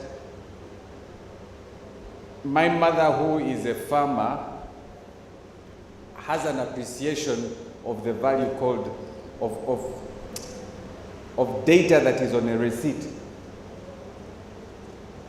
and knows that that is very important. I attempted to do farming with Mom, and so I made the investment. We went in, and every time I would go and check, things are looking good. Then I would ask the manager, from the investment that we are making, what does the market look like? Of course, my mother chipped in and said, the market, these guys are all thieves. Hey. Interesting. So harvest time comes, and I was looking for a record of labor, how much time have we invested, because we are paying the workers per day. So if they are in this particular part of the garden, then you're saying they spent this amount of time in your maize garden. Anyway, long story short, we get to selling. Even before we sold, we had already declared a loss. So I was like, but how do we declare a loss? It says, this price is not working. Hey, okay. So we sell. But at the end of it all, after sale, she gives me money. No, but we made a loss. Yeah, but they have paid us. But we made a loss. And right there, it hit me, it's the level of appreciation of the data that we could have collected. Now I don't exonerate myself because I was a telephone farmer. How is everything working? How would I have collected, or what could I have done to the farm in a better place? And one of the things I'm trying to do is put together a basic mobile application that the person who is supporting me at the farm can feed in data, and I'm able to see. But the challenge I have for all of us, and all of us who are here, is that how do we move from this simple into a reality? And I think it was Chris who mentioned it, and I want to give an example. Most of the farmers cannot, and they are not small farmers, they could be earning over 200 million, but they can't get credit from the bank. Why? Because they have no data to present to the bank. But the bank collects money every single day. I went to the bank close to home, and I said, can we get a credit facility? And the gentleman asked me, says, what collateral are you bringing? I said, the business. He says, which business? I said, farming. He says, The man was like, that will be difficult. I said, why is it difficult? Every single week, we are depositing money from the sales of milk, of maize, of matoke. He says, you will need the car logbook or boom, we're done. So as we go to the plenary asking us to ask the panel, I'm also challenging us, how do we translate from the stuff that we do very well so that we can get more people using this stuff? I don't know what's the microphone. Maybe. Yeah, we need somebody to help move the microphone. It's that moment where I'm asking us either to ask questions or to contribute to this conversation. Maybe the first question I have for all of us is that how do we do the translation? Michael, what Prof is saying, keep it simple, into a reality that we can keep it simple. I had an answer to that. You want to? If you mind? Yeah. Yes. Dr. Atwil. That is a quite interesting answer, but these devices, question, these devices have the answer.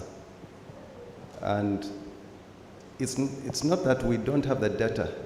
We are not storing the data right. We have a lot of data. And if I can give an experiment, if any of you have Android phones and don't mind, you can track your last location for the last maybe, I don't know how many years. Yeah. You just go to timeline.go.ug. So timeline.google.ug. Sorry, I'm used to geo.ug. You shall forgive me about that. Timeline.google.com, and you shall see all your locations that you have been at for the last, I don't know how many days or even years. We are collecting data, but we are not storing it in the right location. Or we do not have the setup or the infrastructure and the design for collecting all this data and giving it to the right people to use. An example in Dubai, there was a minister who went to Dubai, and as soon as they got to the airport, he just walked through and they told him that, here, you are free to go out of the airport. He said, but you have not taken me through customs or what? No, we already have your information.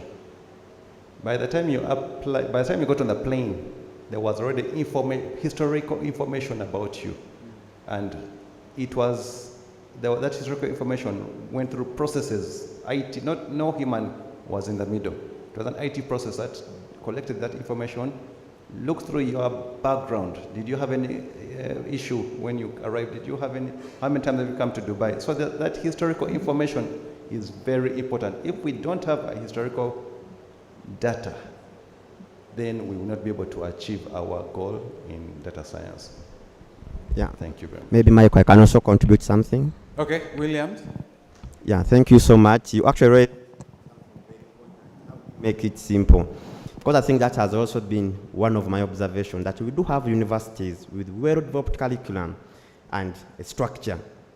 Although all our universities try to ensure that there is that community outreach, although it's a little bit not very, very strong, but at least all universities have well-structured curriculum where you teach a bachelor's degree in biomedical engineering and some small degree of community engagement. Then we do have these certificates, the technical institutes that also have well-developed curriculum for the training. If it is sewing, if it's bricklaying, if it's mechanics, they have a curriculum. But we do have these end users, the women in the markets, our mothers, the people down there, that we sit in office and think of the data science models that we think are going to help them. But they do not have anything they know about this, but you want them to appreciate what you have done. So for me, I always think that there's that missing link. And that's why you have these organizations like initiatives like Data Science Africa, Uganda. They could think of coming up with small trainings. These could actually be data science for farmers, data science for anything. And these are very, very short and small trainings. Why you say you're going to go in Kabali and run a data science program you're going to run a data science program for people in Owino to see how they can actually use their data. You're not going to expect a university, because usually these universities, unless it's a project. If I get a big project, maybe from an NIH, I can say, okay, let's put a team. But there's no university that's going to run a program and say it's going to go to Central Market, into Wino, and get these women and say this is what we are going to do. So if we could have those retooling or training courses, low content, not this high context and data science and speaking out of complex terms, but very, very low, that is well and developed for those target people. I think we could try to bridge the gap. Then another one could be for companies. We have students that finish campus with the skills, with the knowledge. They actually know data science, the theory, the real theory, and some practicals. But when they go and start their companies, they actually fail to really use the data science. Because the data science now to really make insights from these mobile apps they're developing based on the user needs, they don't have those skills. So how could we have Data Science Africa, Uganda, come up with some simple training for startups, for innovators? How do we come up with short trainings? Then you could engage the university staff and Data Science Africa maybe, get some people to deliver these programs. How could we have a digital platform where we say if we were a startup and you want to really develop your first AI model and deploy from best principles using our own data, where can somebody go? Because we have seen startups, they say, I want to do data science, but I even don't know where to start from. They just sit down, develop a software, give to a client, and they say, it's a data science-driven application. But ideally, there's no data science.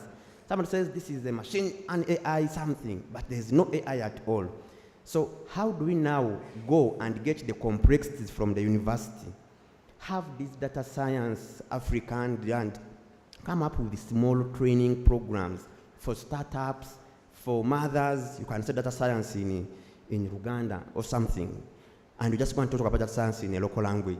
So this is when now these people can actually appreciate. But if we remain, if we don't bridge that gap between the real end users and the people who deliver these, because idea they are the startups, there are these companies that with students that have graduated, have produced products and they're the people who are solving the real problems. Not necessarily the professors who are seated maybe in office, but there are these students that finish, go start up companies that provide solutions that are solving the challenges. So we need to empower them with the practical skills on how to really deliver the data science we are talking about. And also small trainings that can be offered by, like Data Science Africa. We would have a hub that provides this type of trainings. Thank you. I think you've spoken like a real mutwawansi of how do we move from just the rhetoric and talking about it. How do we build models? How do we get things working? I already see a couple of hands, but there are those of us who arrived late. Sorry, there were those of you who were delayed.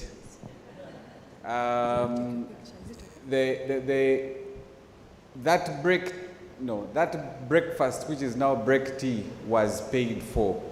So feel free to go and grab yourself a cup of tea or coffee. I'm trying to be, so that because I know what it means to move you out of this place and bring you back here, will be another 45 minutes. So for those of you who feel need some sugar, feel free to step out, grab something, and as we continue the conversation. Okay, so I see Goretti, I see engineer, I see the gentleman at the back. So let me first deal with this, then I come here. Is that fair enough? Good. So shoot your question or comment. We will take note, and then we will have a response from the panel. Goretti. Thank you very much, Michael. I would like, first of all, to introduce myself a little bit. Goretti Masade, the CEO of the Uganda Institute of Banking and Financial Services, and I'm delighted and grateful that I was invited to this event. I would also like to congratulate you, Data Science Africa Uganda, and also to commend your choice of colors, green, because only data will save us, sustainability, climate change, and all. So congratulations, and thank you for this. I want to comment, first of all, to thank the panelists very much, but also comment and contribute to your question. Your question was, how do we become a data-driven ecosystem or culture? I I've observed scientists and how they work around other people. There is this thing of cause and effect. Cause and effect.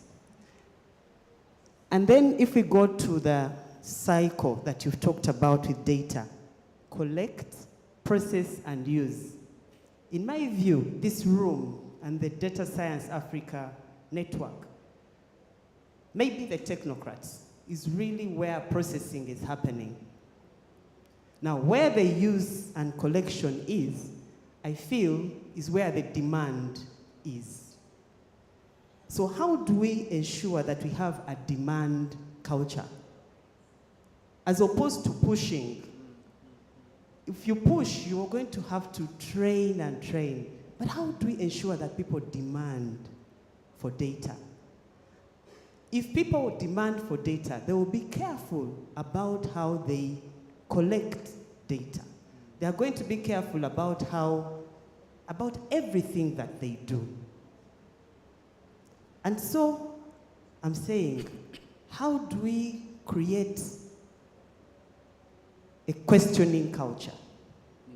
How do we create a why culture, a how culture, and a what if culture? I think it's about critical thinking from your children. You ask a question about the banker, and not because I'm a banker. And thank you very much, Prof. You say to validate. I'll also say something. What if everybody that you've put on the form is not available and you've got an accident and you're dead? I think they'll say, let's call the mother for your account, for your money. It's possible. But the person who collected the data might not even use it because they didn't know why. So for me, I think that we need in there to make it a reality for your mother. She would understand that why I have this information, could I use it for farming?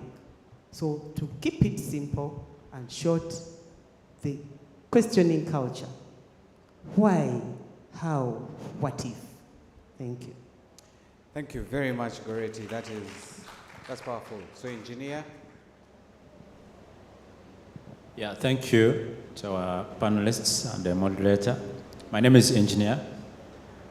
I would like to use this opportunity to solicit advice from this panel, trying to project the future of Data Science Africa, Uganda. I was doing my computations here, looking at the students getting to university now. They graduate around 2025. Students getting into high school, they might graduate around 2030. And students getting into senior one now might be graduating in 2035. And the students getting into, or the children getting into primary one might be getting out of university, looking for work or creating jobs around 2040. And those who are about to be born, they might be graduating around 2045. So trying to project Data Science Uganda in that perspective of those who are yet to be born, who will be with us here in 2045, those who are entering primary school now, those who are entering secondary school, those who are entering university, how do we shape Data Science Africa, Uganda to meet the country needs and the population needs for this emerging ecosystem? Thank you. Engineer, do you want them to submit a paper, PowerPoint presentation? Let's first go to the back because it was, well, that's a powerful question. I hope you got the, go ahead, introduce yourself and then, yeah, okay. Thank you, everyone. I'm called Natushkai Sophie, software developer at Kasaiba Technologies. I just have a few questions. One is, how is the government prepared to harness data to solve the the leading problems in healthcare? For example, we have very many hospitals in Uganda, but do we really have computations on this data that is in these hospitals? And how is it standardized to be ready for data science and machine learning? And then the science labs that we have in Uganda, we normally concentrate more on paperwork and publishing papers, maybe doing robots, but do we really come down to go to the government programs and understand their execution within the country? How can we bring that, our labs, instead of the research papers that we are doing, but rather sort of the government programs that are there and affecting people? So it's the opportunity that we have, Data Science Uganda being launched, but how can you link up with government, sort of the problems that are really affecting our country? Thank you very much. Thank you. If you're working in university, you publish or you perish. So a man has to survive. So let them publish. At the end of it all, cassava must arrive on the table. So I'll have that and then this, and then we move this side. I see 3 hands, and then we'll have the panel to respond. Yeah, thank you very much, Speaker and the panelists. Chikawa Cliff Richard, PhD, Mathematical Statistics. Mine is rather on the marketing side of data science. I was really excited for the invitation from Martin, but from our rhetoric, let me call it so, I have realized that we have concentrated more in selling data science to universities, then talking government who I see at the end of the day. But I would like to advise, or probably ask the stakeholders, do we have a unique structure for marketing data science to report down to the Muntua 1C? If we lack that, then we are going to bring up this data science rhetoric and it will remain at the cream of university. For instance, if you go to a country like China, Ningbo province, Ningbo Polytechnic, there's data science. But I don't know whether in our data science Uganda, we are thinking of a platform of bringing on board technical institutions, non-degree awarding institutions. They may be the majority than the degree holders. So if we bring them on board, then reporting down to Muntua 1C will be easier because they will speak the language. Yes, we the degree holders will teach them, then they will teach the Muntua 1C. Some of us are so prophetic, or professors, like Speaker said, we are always in offices. We never go down to the Muntua 1C. Yet, people who would go there are ignorant of the concept, data science. So I advise that we create a unique structure. We can actually we can benchmark China, we can benchmark South Africa, where I've stayed for quite long. Data science is there in primary schools. Thank you very much. Thank you. I like the advice bit. Now you see the problem with, when you start this plenary, even those, so I need to find, because I'm also trying to manage time. So I have about 25 minutes to bring this panel to a close. Ernest, those who look at you and like, but really, Michael, not me. So Ernest, so let me request those who are going to ask questions, please keep them. Don't make a presentation, a preamble before the question or comment. Ernest. Is it because of me, Michael? That's my question. All right, I have 16 questions, but I'll keep it to 1, given what Michael has said. So this is very specific to the panel. So we want people to join data science. I want to ask them, 1, if they are going to pay to join, and 2, what their value is, what the value they see in joining is, or what they want Data Science Africa Uganda chapter to do for them individually and as an organization. Thank you. Okay, we'll take this, then I deal with her. There are now 4 hands here. So please make it brief. Yeah. My name is Geoffrey Dan Odokonyero. I'm the CEO of Elago Technologies. And my question is basically on the side of students who are doing research. We get a lot of challenges to access to data sets, highly classified data sets. And I'm doing research in biometric security and I do forensic analysis. We cannot get access to data.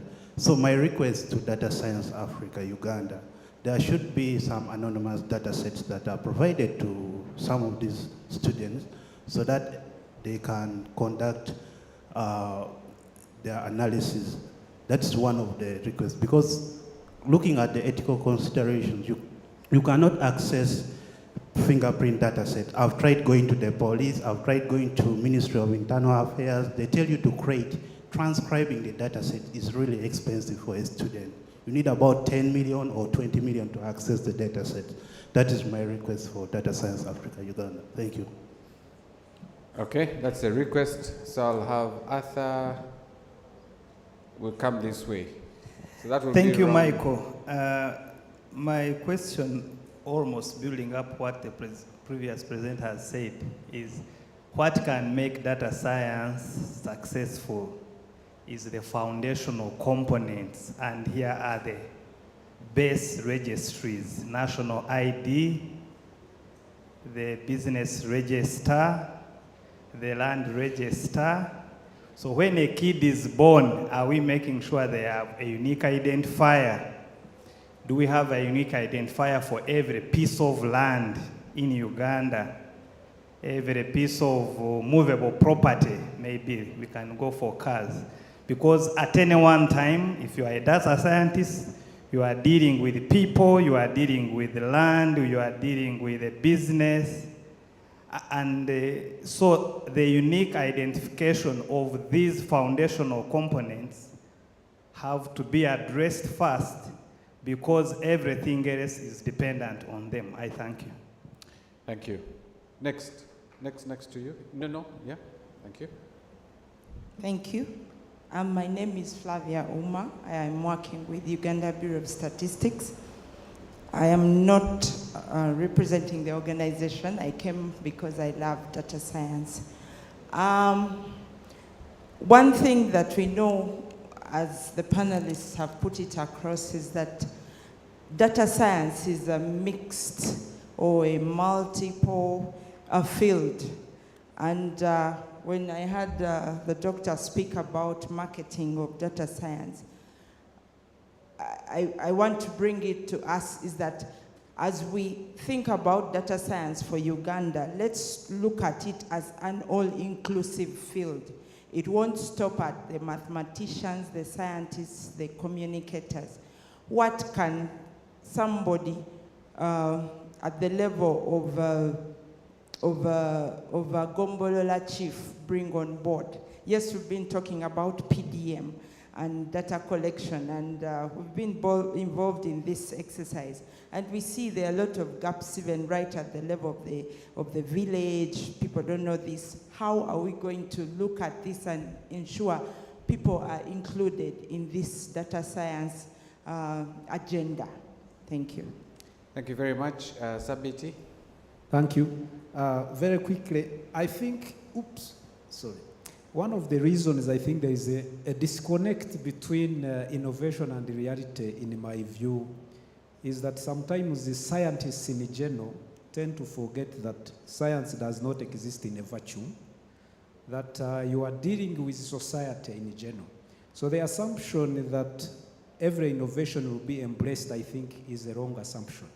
I think we need to remember that some of these revolutionary ideas sometimes do have a negative impact on certain people who have a self-interest to resist them. So I think we need to do a lot of research when we are coming up with all these innovations, for example, the digitizing systems. How are they going to affect certain people, and how could that make those people resist those kinds of innovations? I think the best example is this recent policy to increase the salaries of science teachers. Very good scientific decision, very lousy social decision. because the other teachers basically went on strike and nearly shut down the whole education system. So I think one of the roles of Data Science Africa Uganda should be to do social research, actually. How are these decisions likely to affect the society in general? The last is the question to Nita. I'm sorry, since the director is here, I can't help myself. I really need to know what could be the reasons why some agencies or sister agencies are not so receptive to certain life-changing proposals, for example, to harmonize certain systems. I've been suffering to get a passport the last 3 months. The information they asked from me is the same information that the driving license people have, it's the same information NIRA has, it's the same information NSSF has. What could be the reason why these agencies cannot seamlessly share that data and create efficiency in service delivery? I have a feeling I might have clues, but I want to hear it from the NITA director. Thank you very much. The chair of the board, NITA, is over here. Yes.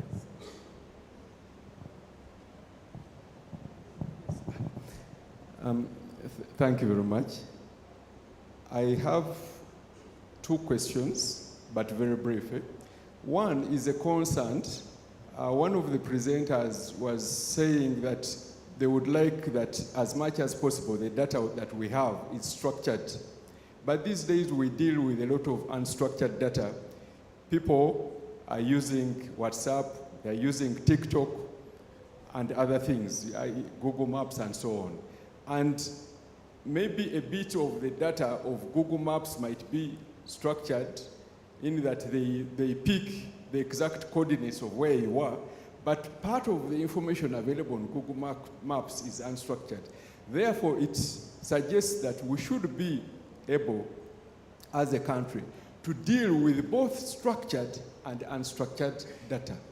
So the gentleman who talked about it knows, so I ask him to comment on that. The second issue, which I want to raise very briefly, is the concern I have that much as we are collecting a lot of data, but actually we are like guinea pigs. We are collecting the data, but we are not the ones keeping the data. So as you move around on my phone, for example, it has been set to track where I'm going. So when I reached here, it says, yes, we can see you are at the Uganda Institute of UICT. That was Google now sending me a message. Would you like to answer some questions about UICT? Which services do they have, and so on and so on. So now, if I answer those questions, all that is data. But that data is not with us here in Uganda. It is in America or where, somewhere else. So the issue we have, the problem we have, is to develop applications locally in Uganda that are usable, with which we can collect data and make use of that data ourselves. And that would solve the problem even of my colleague who was asking about that for their research, they don't have data. There is a lot of data, but it is somewhere in Facebook, Google, and all that. Thank you. Thank you very much. So, I'd like to give you the democracy to choose who wants to go first, and I also allow you to respond to the questions that you feel, you can respond to. The others, you can have a lunch date with the person who asked the question if you feel, it's much more than the time that we have. So, I don't know who wants to go first. Atrib, you can. Thank you, Michael. Since some of the questions are directed to me or to government, I would like to address some of them. For the passport, why are you being asked to provide the same information that you provided in NIRA, in driving license? these are some of the things we are discussing right now, because we are going to, or government of Uganda is going to roll out a new, and it will be digital, or in a sense, functional ID. This functional ID should address some of the challenges that we are facing now. So for now, I can't make a pronouncement on that matter, but within the course of time when the digital ID is coming out, there are the things that we need to work on and address. I believe if you go to the national driving license, services are much faster, and that's because of that digitization. The main thing that they want from you is the NIN. Once you have a NIN, then all the information that maybe they would require, they already have it in NIRA. So once you provide the NIN and the driving license, the NIN, then the other information is available. Passport, however, there's a bit of, there's some legality that requires them to ask, even if they have it, they want you to provide it. They don't want to assume that this is your, let's say, your mother's name, your father's name. They want you to validate, are you actually the one asking for this passport? Because it's online, you're registering online, you're not physical at the driving, sorry, at the passport office. Passports is done online, so they want you to revalidate, is this your mother's ID, your father's ID? Then they check, they do a background check and confirm that what you have provided is aligned, and that's when the processing starts. So there's some bit of legality that's required for the information to be resubmitted to the passport office. Then I will answer about 3 questions in one. The gentleman at the last end asked, how can we as government use data science to solve our challenges? We recently experienced floods in Bali. But I will also answer the question of engineer. There are people coming out of school every year. What do we answer to them? How do we present data science to them? Data science is not about scientists, or its core is not science, or it's not computer science, mathematics. It is the expert domain.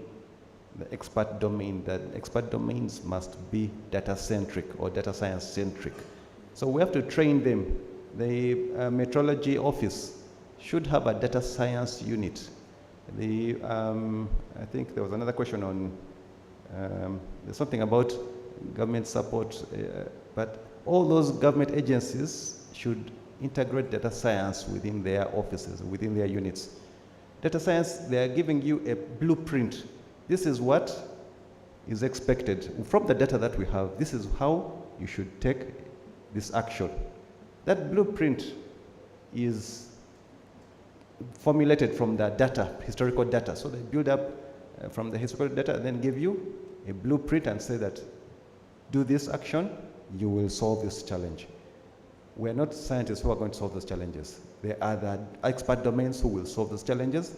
The data science just designed that blueprint. And it's that how do you define information? You can't tell someone coming out of university in 2024, this is how information looks like. All of us, sometimes it's misinformation. But the knowledge, what knowledge is in that information? How do you explain to them that this is how knowledge, or the blueprint of knowledge, this is how the knowledge should be designed, or this is how, I'm trying to find the best word to say. But it's a model, you're designing a model that is knowledge-based.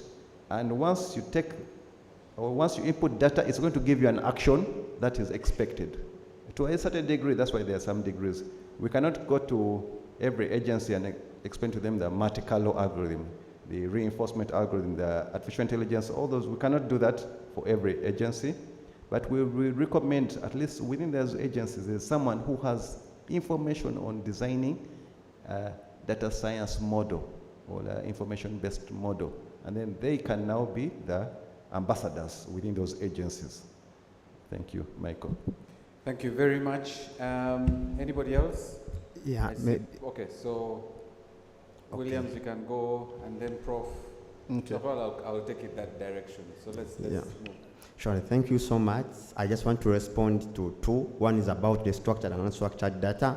I think what I personally meant was standards, because even if it is structured or unstructured, it should be standard compliant, and there are some open standards that any system or any person developing a software should ensure that this software is compliant to a given standard. So these standards, even if it's WhatsApp, even if it's unstructured, these messages, they comply to a given standard. So every message has a message ID, a message body, a message, so you can actually be able to send that message to WhatsApp, to email, to a phone. So there are those standards that must be compliant. You don't want somebody to develop a mobile app where a message doesn't have a message ID, because it's not, which means it's not standard compliant to a given standard. So there are those standards like HL7, FIRE standards that everyone should actually be aware of, because they allow data interoperability, and it's that standard that can help these organizations like police to share data. If I develop a software for police and it's data compliant on a given standard, I should actually be able to just make data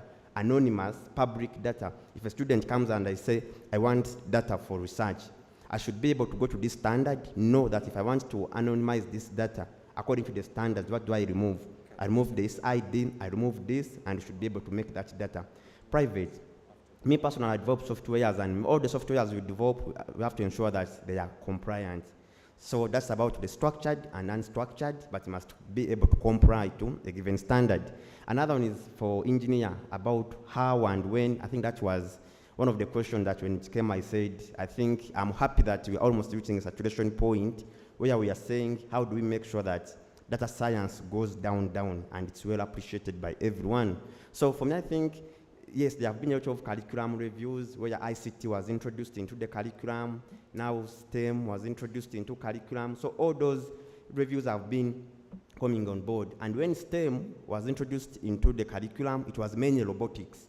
Yet ideally this STEM was supposed to actually have more, not only robotics. So when you talk to somebody that I want to do STEM in school, the only thing they think about is the robotic. You're teaching kids to see how the robot moves. So I think we need to see that if it's not possible to review some of these curriculum, we could now have trainers, teachers, even if they're primary teachers, empowered with skills. Because that's what we're trying to do at African Union, to ensure that you're not going to review all curriculum in the whole schools, but how do we train the trainers to ensure that even when I'm teaching using this curriculum, if I'm teaching political science, I'm able to talk about data science, and somebody actually knows how can data science be useful to me if I want to be an MP. So even if I'm teaching to primary kids and I'm teaching science, I'm teaching microscope, I'm able to bring in the concept of data science without necessarily throwing away the curriculum and developing a new curriculum. Yeah, so thank you so much. So I think if we could empower first the teachers with skills, data science has different levels. So you could have Data Science Africa develop curriculum for data science, develop empowerment, and you start from teachers, so that even when they are teaching primary kids, they're actually talking about STEM, robotics, and the other parts of data science. Thank you. Thank you, Prof. Thank you very much for the opportunity. I will start with the issue of us joining the community.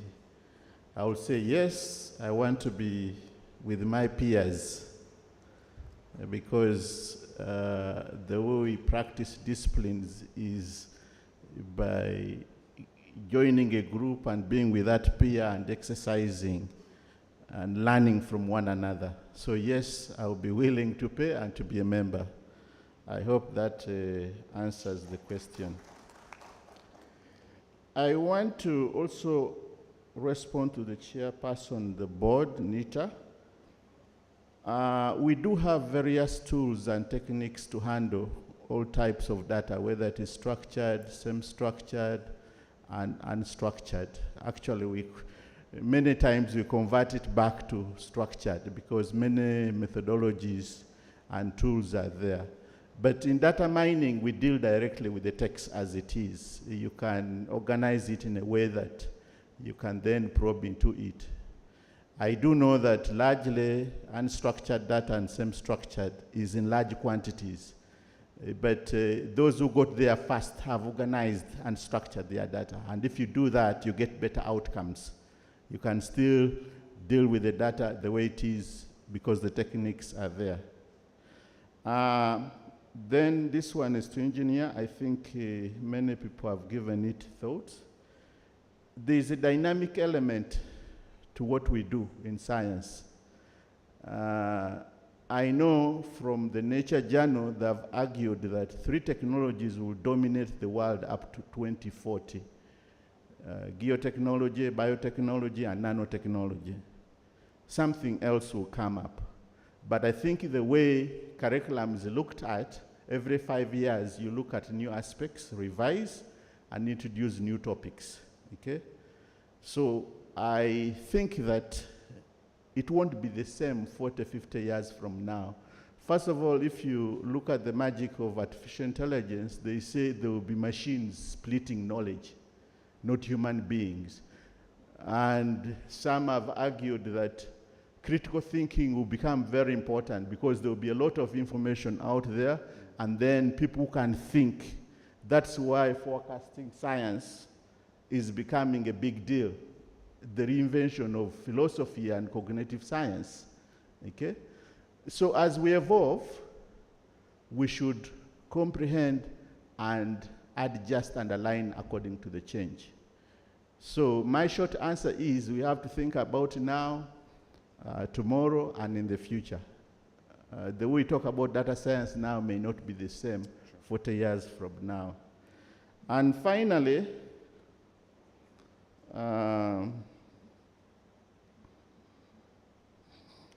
how do we improve access? I know there were some questions. You know, data is power. Data is the new gold. And generally, there are some institutions that don't want to share data, but then they are not adding value to that data. So I suggest that you be open and allow people play around with that data, because they'll bring novel insights that you have not seen, especially universities play a critical role. But the other way I have seen how data that is protected is handled, allowing people to come and work with the data at the source, okay? If you can't give it to me, let me come to NITAU and work from there for 2-3 months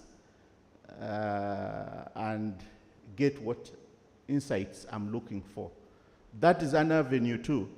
But we are ethical people. We fill out protocols. That is the best approach.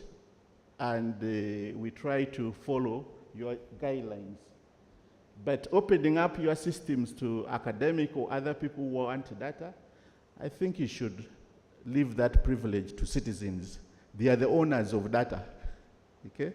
So allow them have that privilege to access data.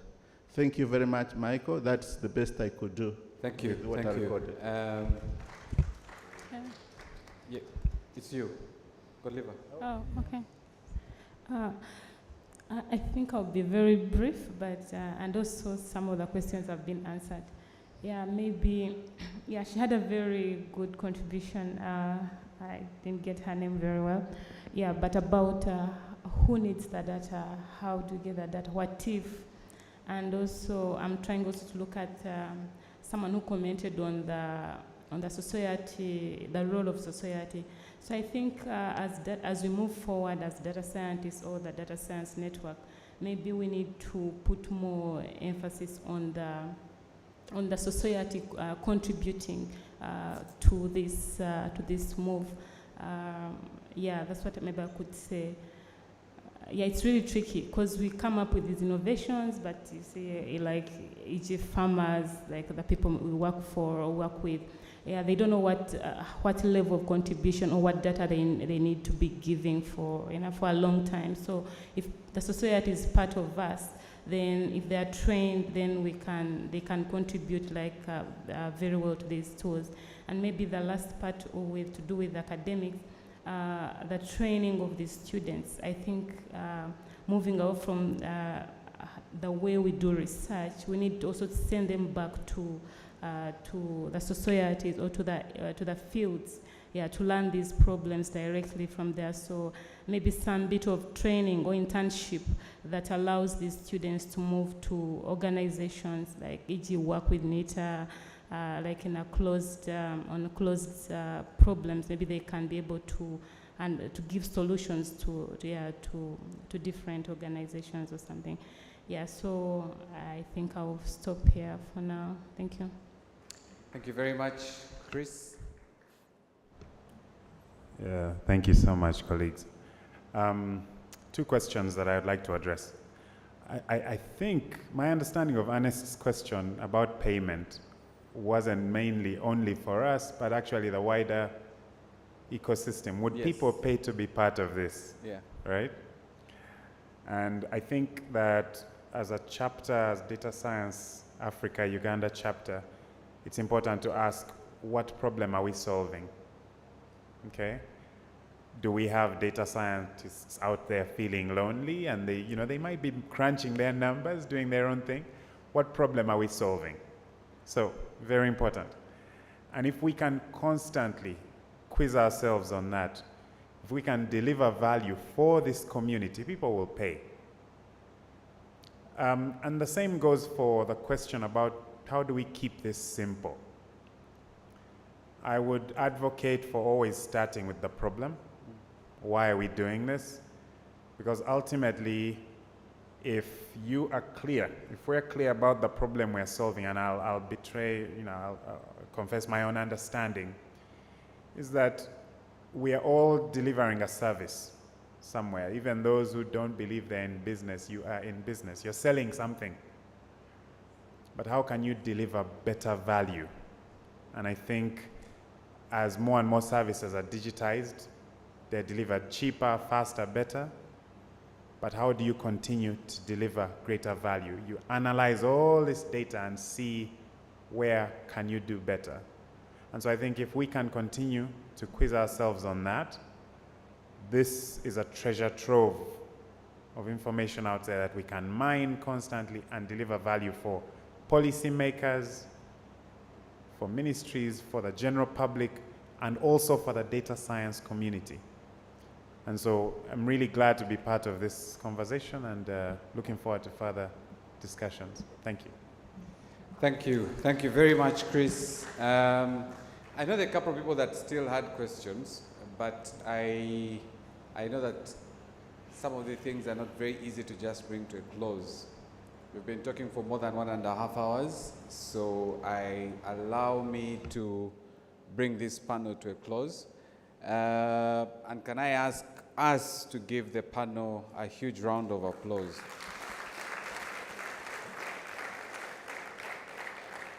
I think this has been extremely informative. You've given this subject the weight it deserves and the attention it deserves in what was expected of us. Now, for those that had questions, I would definitely recommend that let's try and engage these panelists in the next bits of the sessions that we're going to have. I have also been requested that the organizing team would love to have a group photo. So the panelists will probably, now the problem is some of the panelists have a positive advantage. So let's those who can, please come, let's take a group photo quickly, and then I will ask Martin to take on the next bit of the session. So let's come and take a group photo, gentlemen and ladies. Yeah. Thank you very much for doing justice to this. So let's be up front. Hello, let's move. Let's get moving. Let's get moving.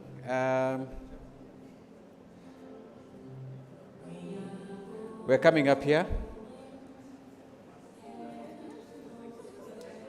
I don't know, is the lead photographer to guide us? Please do guide.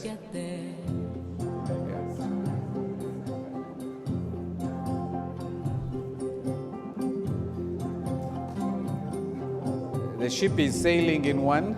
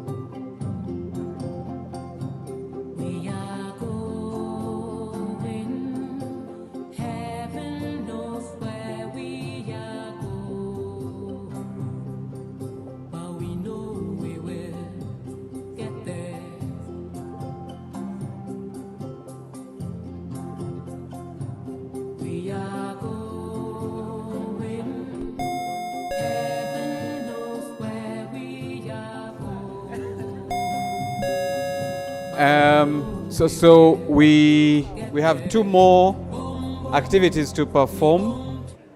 The next one is we have two presentations that are going to be made, and we'll then go into the exhibition, which will lead us into lunch.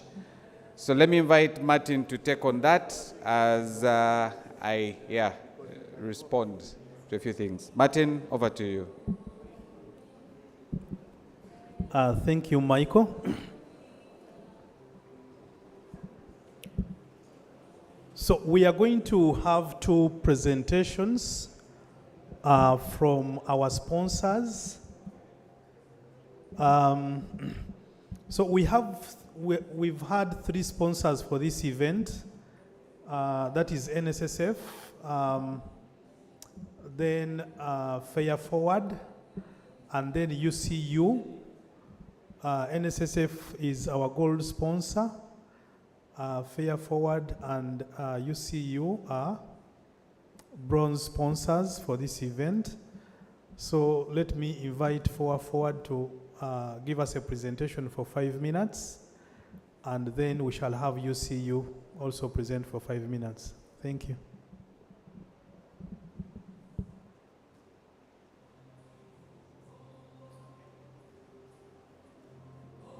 So let's clap for our sponsors.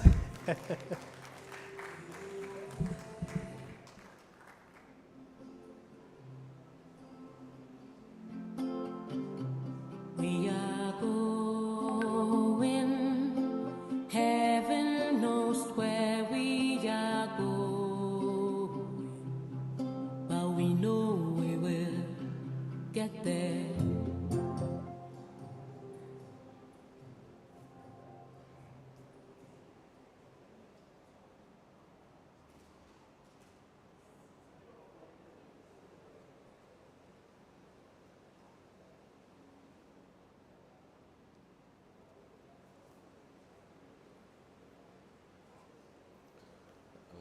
Good morning to you all. I had to check the time. I thought it's already midday. Now, my name is Mchibi Ivan, and I work as a technical advisor for artificial intelligence in GIZ. Now, GIZ has many commissions or many projects, one of which is Fair Forward Artificial Intelligence for All. And the main focus for this program is to work on the topic AI. Now, within Fair Forward, we support all the projects within GIZ with data-related issues, but my main focus will be projects that Fair Forward is working on outside GIZ and not within GIZ.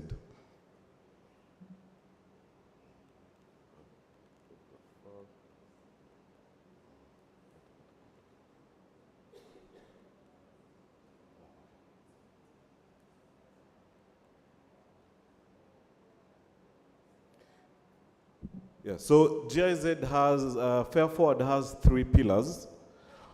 As you can see, one is to improve access to training data. So we all know that without training data, you basically can't do much with AI.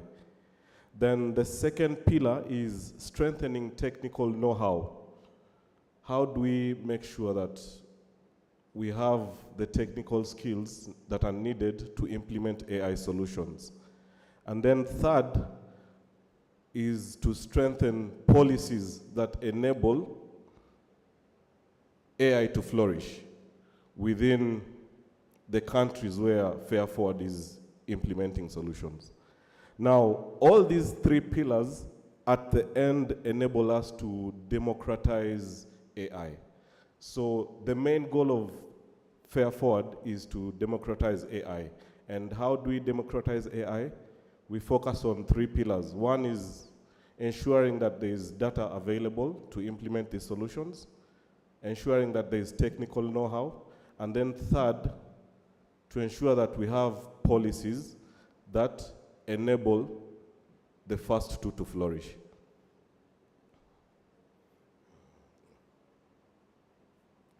Now, I'll just briefly talk about some of the projects that we are working on within Uganda, and maybe some that are beyond Uganda but affect the activities that we are doing in Uganda. So in relation to creating data sets, we have what we call Common Voice. Now, within Common Voice, this is a project where we are trying to collect both voice and text data. And in this project, we've partnered with Makerere AI Lab, Mozilla Foundation, and other partners who are not core partners that have not been mentioned. Now, we are already moving to the second phase of this project. The initial phase was collecting voice and text. From my slide, I've indicated 477 hours of Luganda voice data. It's probably more, but roughly that gives you a picture of what we've done so far. Now, the next stage is we will be supporting local startups to utilize this data to build voice and text solutions. So I think soon maybe you will hear a call for requests for proposals in relation to Common Voice.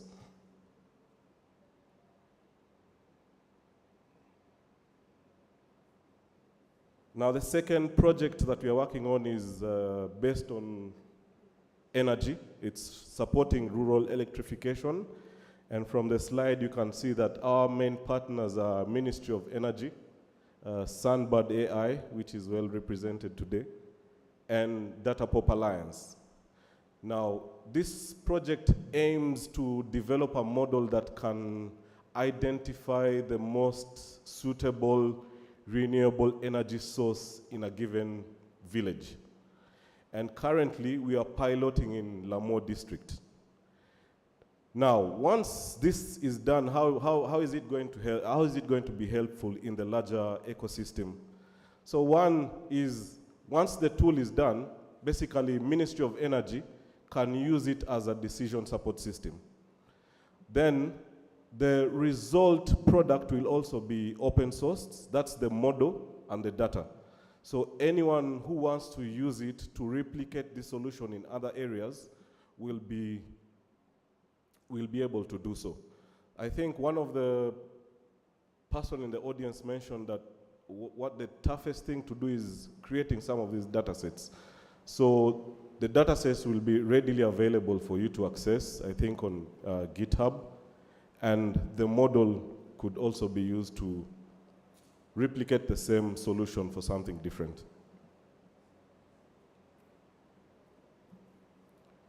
Then we are also working on AI skills curriculum, and our main partners in this is Data Science Africa and the Ministry of ICT and National Guidance.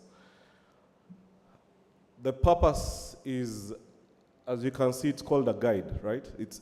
We're not building a curriculum, but we are building a guide. Makerere is already offering courses that are AI related, but there may be some institutions which have not reached there.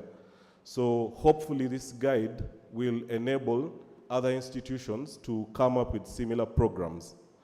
Then second, it's not only about the guide, but the end result will be to train about 50 to 60 data scientists in Uganda after we've done the curriculum, and also enable the 60 to get internships or a fellowship program. So we'll partner with the private sector for the 60 that have been trained to actually implement in the workplace for a period of 6 to 12 months. So that's what we intend. And I think we are aiming, hopefully, to begin training, if not end of this year, it will be early next year.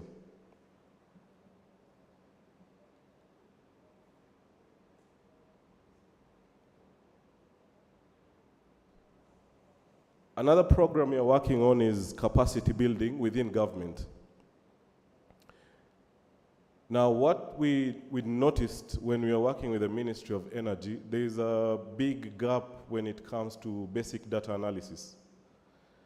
And initially, all the data analysis that the ministry was performing would come from several districts to the ministry. And basically, that's not sustainable. So what we decided is we would pilot a training of 35 local government officers in GIS, data analysis, and data visualization. And hopefully, depending on the result, this will be replicated in other government ministries.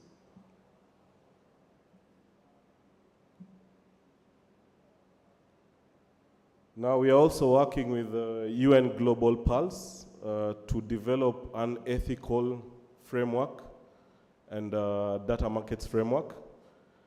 I think we are probably moving to a stage of implementation. We've done stakeholder engagements. The drafts are already out and have been reviewed.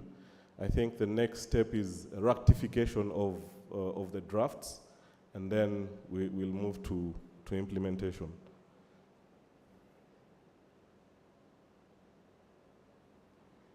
Then the other project is a peer learning framework. So we said that one of the things we are working on is policy. Now, Fair Forward works in 5 or 6 partner countries. That is Uganda, Kenya, Rwanda, Ghana, South Africa, India, and of recent, we also have Indonesia. Now, we are creating this framework so that we can have peer exchange between policymakers. So as you can know, maybe India is a bit ahead when it comes to policies that are related to AI compared to maybe, say, South Africa, Kenya, or Rwanda. So the peer exchange group is basically to discuss policies that are AI related. For example, in most African countries, we don't have an AI strategy.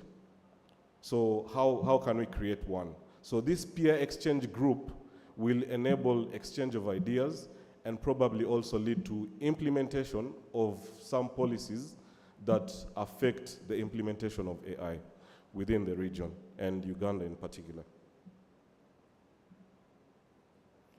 Then we are supporting the Lacuna Fund. So I initially said that we champion the creation of data sets for implementing AI solutions. So the Lacuna Fund is one of the avenues where there are calls or requests for proposals for creating various data sets. I think the last 2 were natural language processing, agriculture, and of recent, we also have climate and energy. So these, once you apply for these grants and you receive them, the first step is you'd need to create the data set as the request came through for the proposal. But then we also want to ensure we have sustainability. So we don't just have data sets that have been collected and they are lying somewhere on GitHub. We'll also offer grants to develop solutions that are based on these data sets. I think there was a mention of floods in Mbale of recent. So one of the things that could be developed are early warning systems from the data sets that have been created from the recent call for requests, that is energy and climate related. Then we are also working with Smart Africa. So with Smart Africa, we've developed an AI blueprint with partner countries. The blueprint was ratified, I think, probably 2 or 3 months ago. And some countries are actually using it as a foundation to develop their AI strategies. Case in point is Rwanda and Ghana. And Uganda is also a member. Hopefully, we'll also move in that direction so that we can have an AI strategy to enable us build better solutions within the AI ecosystem.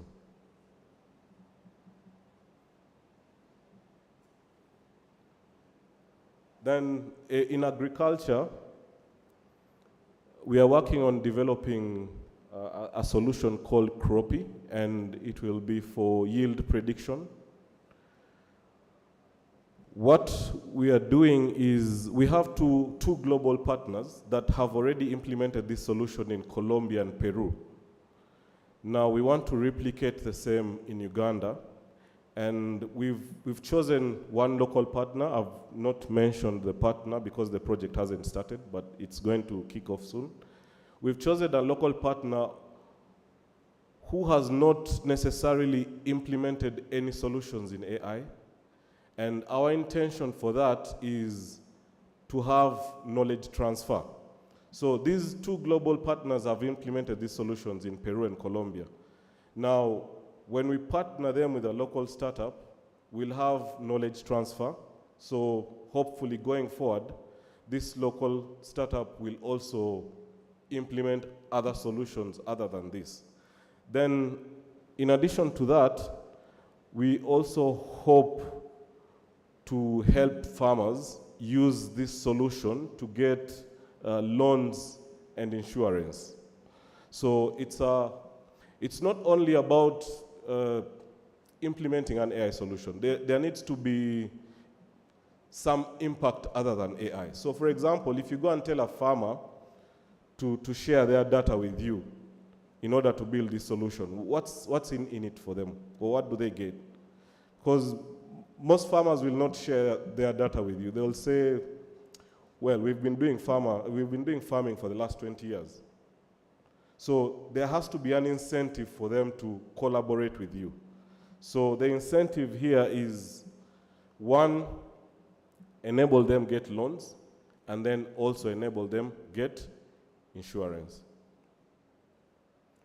And the solution will be implemented in Western Uganda and Eastern.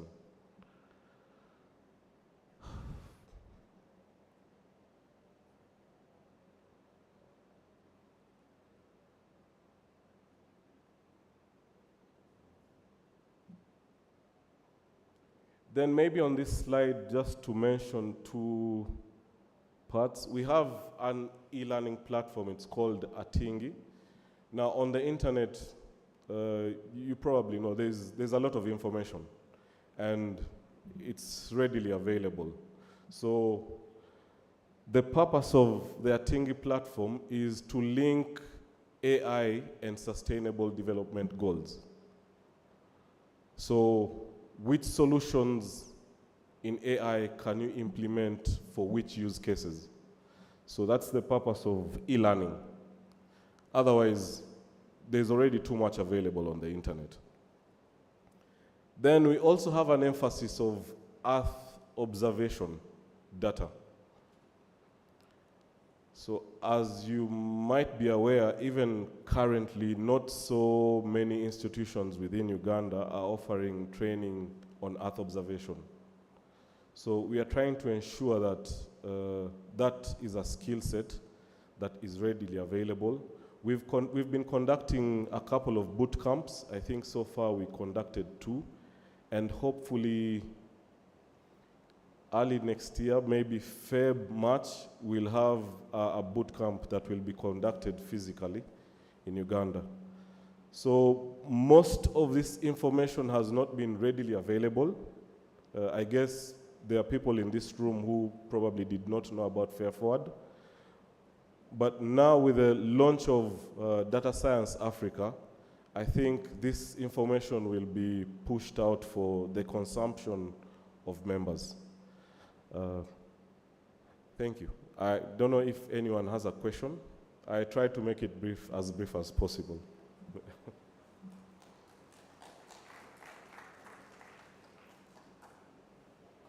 Thank you, Ivan. Thank you very much for your presentation, because there's a gap in us reaching the community, and I know you are from GTZ. Do you have any community initiatives that help with the community engagement? Because one of the things we want to do is to reach the community that will take advantage of the information that we have. Okay, so as maybe to answer your question, as Fair Forward as a program at the moment only has one project where we are engaging directly with the community. That is a collection of voice and text data. But what happens is GIZ has many programs. For example, we have refugee programs. So within the refugee programs, usually these projects have a data element. So we support them in anything that is data related. But if you had something in particular, maybe we are open to discuss it on how it could be approached. My thinking is this new community that has been created, you can use it as a vehicle to have some outreach programs so that the data gets back to the users. Yeah. And I think it can also leverage the work that you're doing. Thank you. Okay. Thank you very much for pointing that out. I think we'll take it up with data science. Thank you.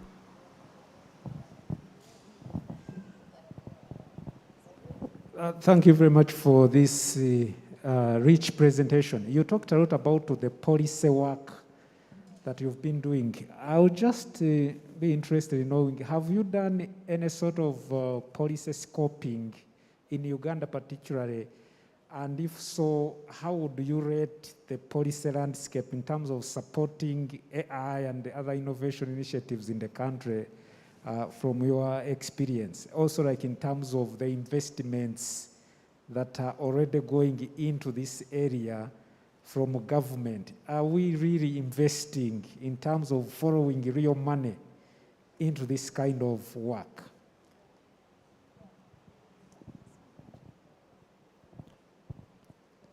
Thank you for the presentation. I'm trying to think out aloud. How would you engage with, say, Uganda Bureau of Statistics as GIZ into the area of AI? That is kindly help. I want to see that happening. So to answer the first question on policy, and I don't want to be controversial here. So far in Uganda, we've worked on AI ethical framework and data markets framework. So those are the two policies that we are currently working on. But to be honest, if the policies are there, maybe they're in draft.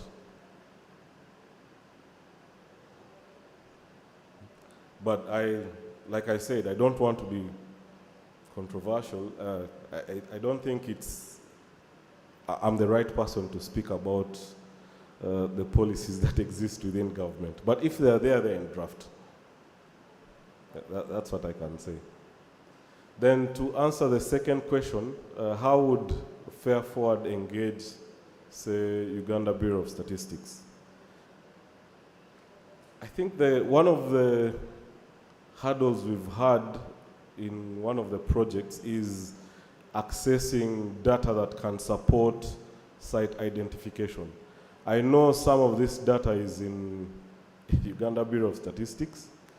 We had some engagement and we were promised that some of this data would be shared to enhance some of the solutions that we intend to develop. So in short, our engagement with the Uganda Bureau of Statistics is to support the social tools that we are trying to develop, one of which is site identification, which we are working with, where we've partnered with Sunbird and the Ministry of Energy. But directly, not yet. So it's within the projects that we are doing that affect society.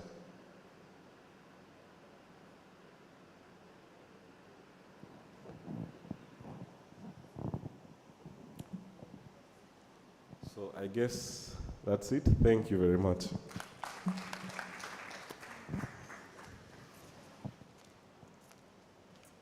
Thank you, Ivan. I'm going to request Uganda Christian University to come up. All right.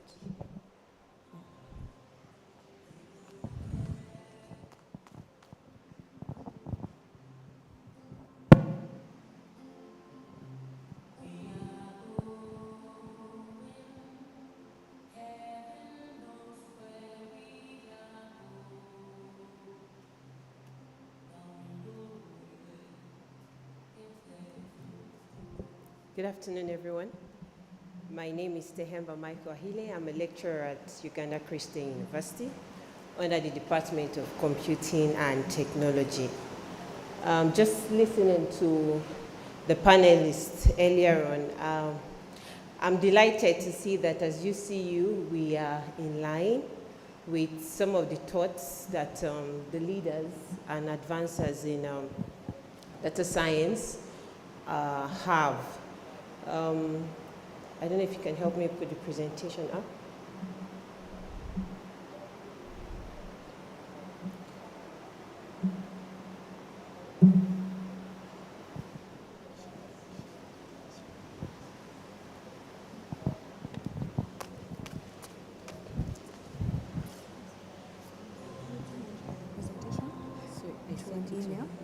I sent it to him.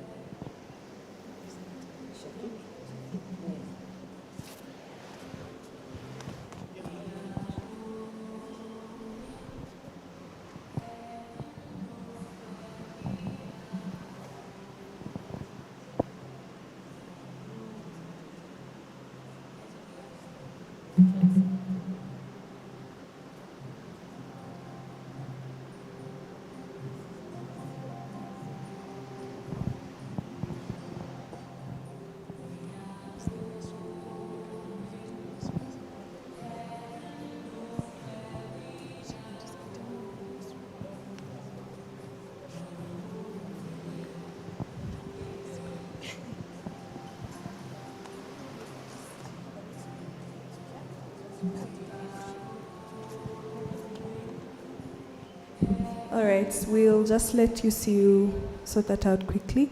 I'm wondering who the next group is. NSSF? You're ready to go?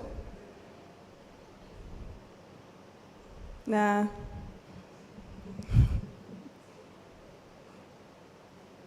You're, all right. So NSSF, you're up next, yeah? Don't shake your head.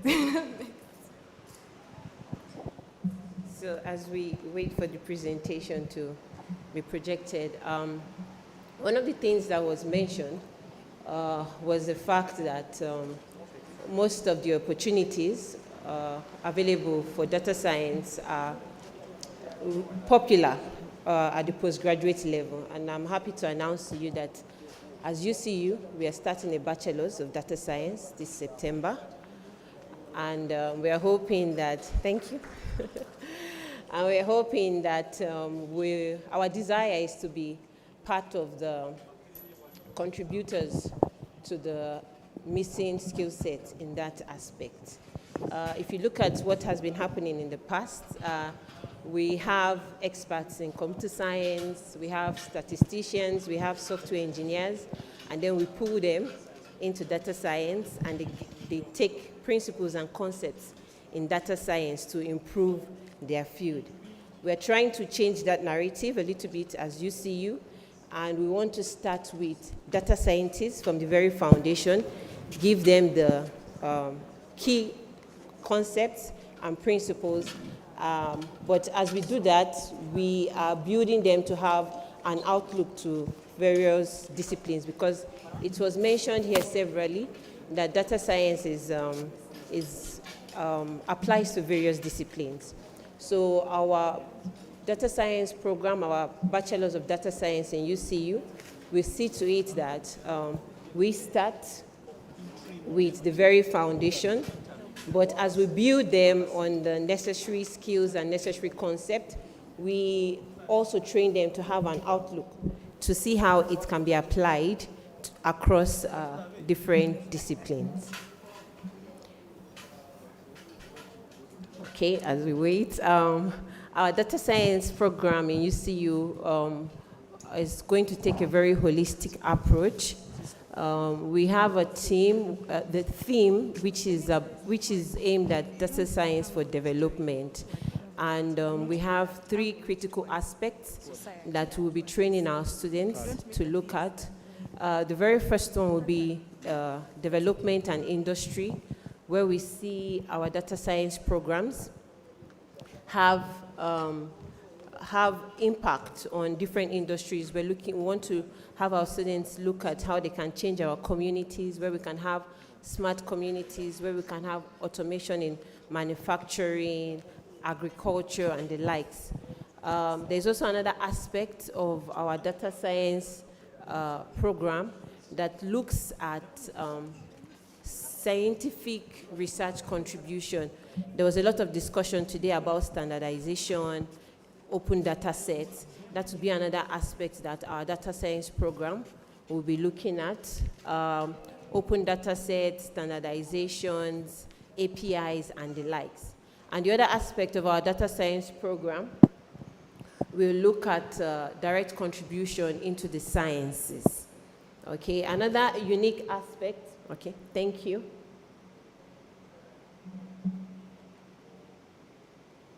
Okay, this is a background information of UCU. We are officially 25 years. We have about 8 schools, 3 faculties, and 5 campuses. This just speaks to the fact that we are intentional about our growth, and this speaks to the fact that we have the capacity to contribute meaningfully to data science in Uganda. Currently, we have about 3 running postgraduate programs, and then we have a PhD in computing, which is starting soon, and we have 4 undergraduate programs. You can see there that Masters of Data Science, it's new. We're kicking off in January of 2023, but it has already been approved. I'm going to talk more about this program as we proceed. We'll find out that the way it's been structured is, it's been structured in a way that it can accommodate so many people. Whether you're a working class, whether you're working class, whether you're into academia, whether you work remotely, we've structured this in such a way that it can accommodate so many prospective students. So our focus today will be on our Bachelor's of Data Science and our Master's of Data Science. Okay, so this is the 3 themes that our data science program will focus on. I already talked about it. I talked about standards. We also talked about interoperability. Okay, there were questions raised here. We have data coming from different formats. How do we solve that? So the scientific research aspect will look at solutions on how to address interoperability, how to address open data sets, and how to address standards. We'll also look at aspects of sciences. We'll also look at aspects of industry. We're trying to make sure that we think about this in a very holistic way. And down there, our slogan is to support Uganda's industrialization and grassroots development agenda. So there's the aspect of industrialization, and when we talk about the development agenda, a lot of discussion was happening here about how will the common man appreciate this, how will the common man understand this, and this is at the center of our programs that you see. Okay, this is explaining what I've said already. A very interesting approach that we are taking on. This is a presentation that is creating awareness about the program, but at the same time marketing the program. I'm optimistic that we have prospective students or collaborators or partners here in our midst. One of the things that we incorporated in the Masters of Data Science is that we're making it a modular program.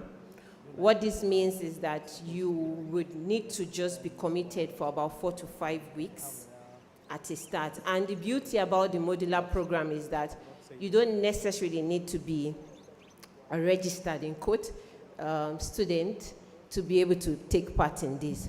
So if there's a module that is running and you're interested in the content of that module, you can just enroll for that module and participate in that. We're trying to make it as flexible as possible. We've talked about the missing skill gap. So we're not necessarily trying to fix it in a box, but so we're trying to think outside the box and see how we can get so many corporates, so many people working up country, you know, to be part of this. And also we have different plans. Plan A is for those that are majorly for those that are interested in academia. Plan B is for those that want to apply the concepts and the theories in data science to industries. And we have a postgraduate diploma. So whatever works for you, depending on your schedule and the rest, we almost have all the answers, or, you know, available for you. Another important aspect is the fact that everything we are doing, we are trying to be content specific. We have, as we're designing our data science program, we really had Uganda and the issues that are unique to Uganda in mind. So that's another aspect, another approach that we tried to incorporate in the design of the program. So if you're interested in using data to solve problems in Uganda, we'll be very happy to have you at UCU. And maybe at this point I can also mention that we are also open to partnerships and sponsorships from companies, corporates. If you appreciate the role that data science will play in your organization, we are open to working with you to sponsor students. Maybe after the first year, we recommend a number of students that are high flyers and we think will contribute to your organization in the nearest future.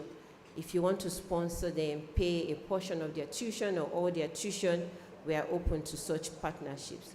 If you also want to give our students opportunities to have internships at your organizations, we are also we are welcome to such opportunities and partnerships.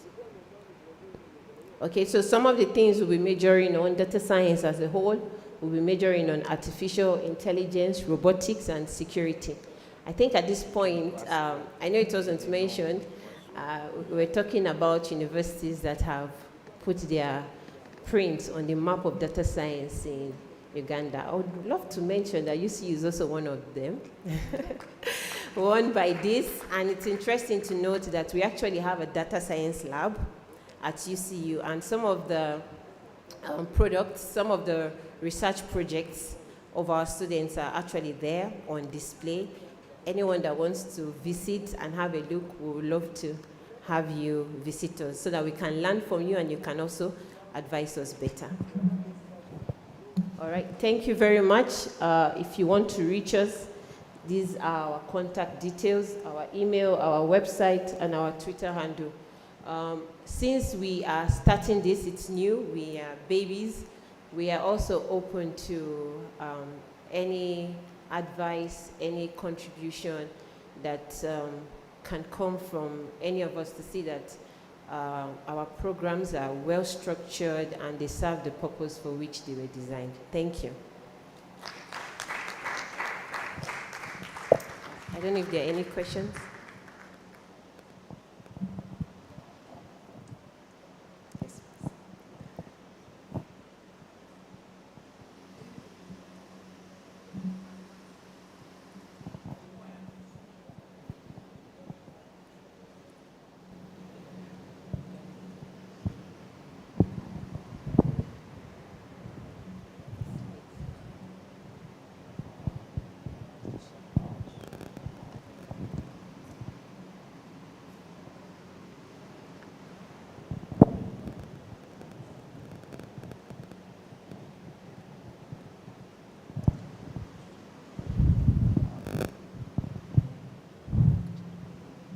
Question?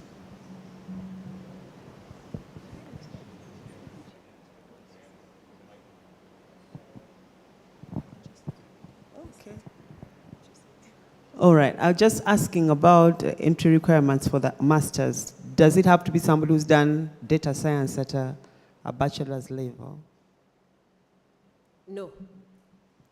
Our entry, no, you don't have to have a bachelor's degree, but it has to be in line with computing.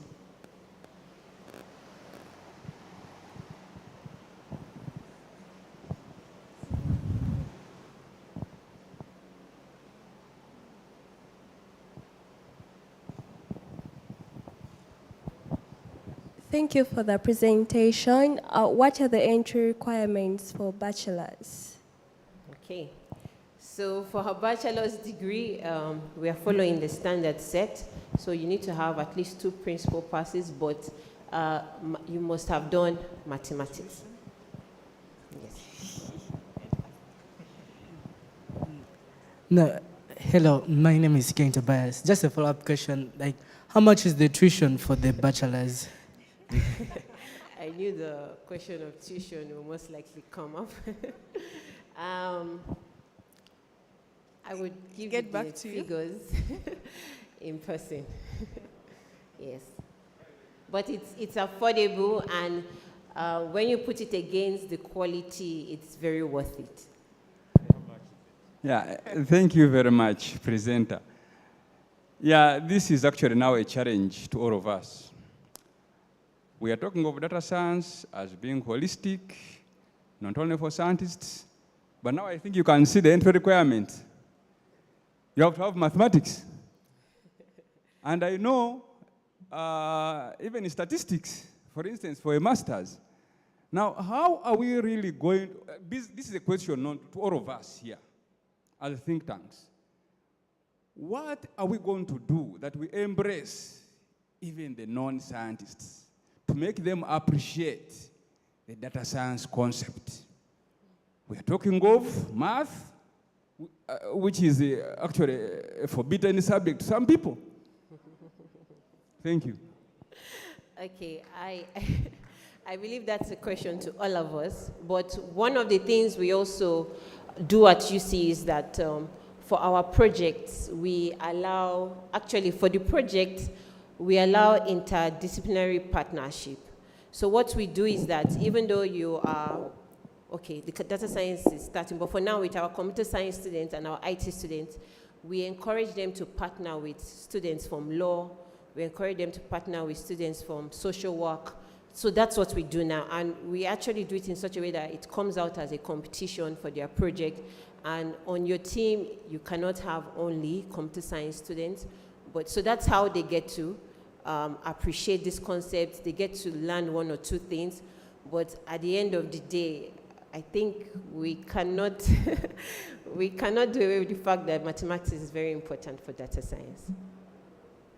Yes.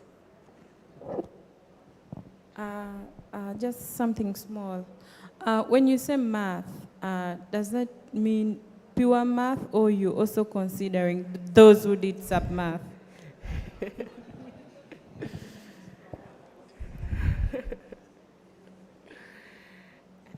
Yes, the math question.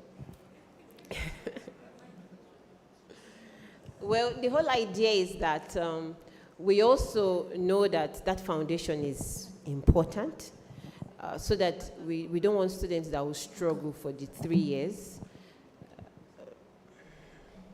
Math, I would just say it's important. But if something you've raised up, I know my head of department is listening. I also have one of my senior lecturers here. It's something we will take note of and see how we can reach a compromise. A question from the audience is how long the master's program is? It's for 2 years. Okay. If you are going through the entire program as it is, it's for 2 years. But if you want to do a module at a time, depending on your schedule, then it might take you longer than that. But overall, there are 5 modules for the master's program. So if you're following, if you're a fully registered student and you're following the timeline set and you're not missing any, 2 years. Yeah, thanks. So just a very simple solution to the math problem and statistics, actually, because lately with everything kind of being available online, we have people coming up as data scientists that are lacking on the statistical aspect of things. So people can do fancy things, visualizations and all of that, but cannot do proper statistical analysis.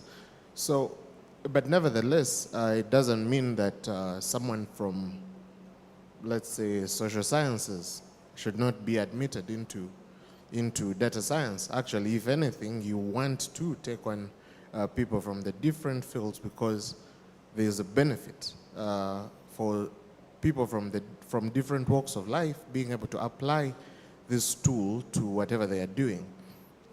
So a simple solution could be to have different entry levels, and you can provide catch-up courses based on the person's entry level. So for example, if someone's background is in statistics, Uganda, I'm not sure if people have caught up in terms of the academic institutions, but we tend to find that at times people with statistical backgrounds barely have any computational background at the undergraduate level.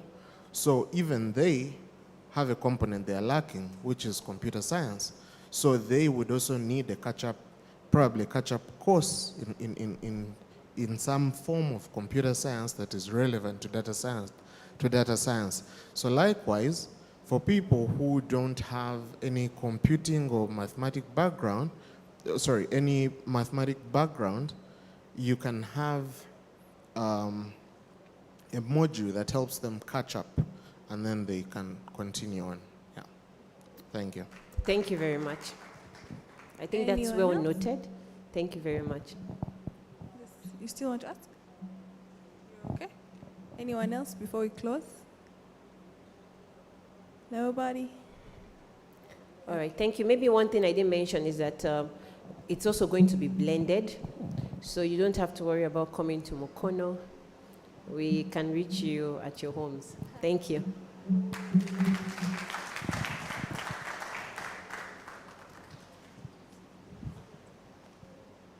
right, thank you.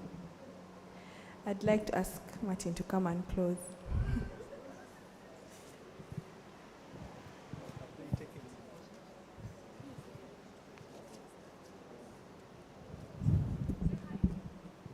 Yeah, so I'm not closing because we still have the exhibition. We have different organizations showing us how they are treating data, and we thought that is an important aspect, all part of this launch. Because data science is already here in Uganda. They're doing it in banking. You've seen they're doing it in academia. So we want always to have people exhibit, showcase what they're doing with data, such that it can motivate other people to go into the data field. Now, from the exhibition, we shall be going for lunch, and I thought maybe at this moment I would invite Mr. Bright to give us a prayer. We never had the opening prayer, but let's have a prayer that also covers the food. Okay, so Bright, over to you. And after that, we shall be going for the exhibition.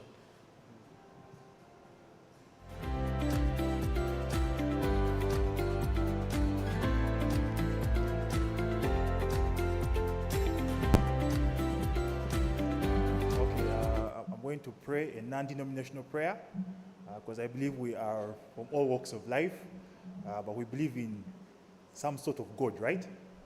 Okay, so let's pray. Lord, we thank you so much for this day. We thank you for this watershed moment in the history of this country. We thank you for Data Science Africa, the Uganda chapter. Lord, we pray that even as we begin this initiative, we pray that it will help us to come up with solutions that are going to help us solve the problems that we have in this country. using data. Help us to grow the community, help us to grow the ecosystem, and may we come up with solutions that are going to make this country a better place. We pray for the leadership of this initiative. We pray that you give them wisdom to drive this Data Science Africa Uganda chapter in the right direction for the good of this country and for the good of Africa. And even as we continue with the program, go for the exhibition, as we prepare to have our meal, we pray that you bless it and may the food give us energy to do your will. We pray all this. Amen.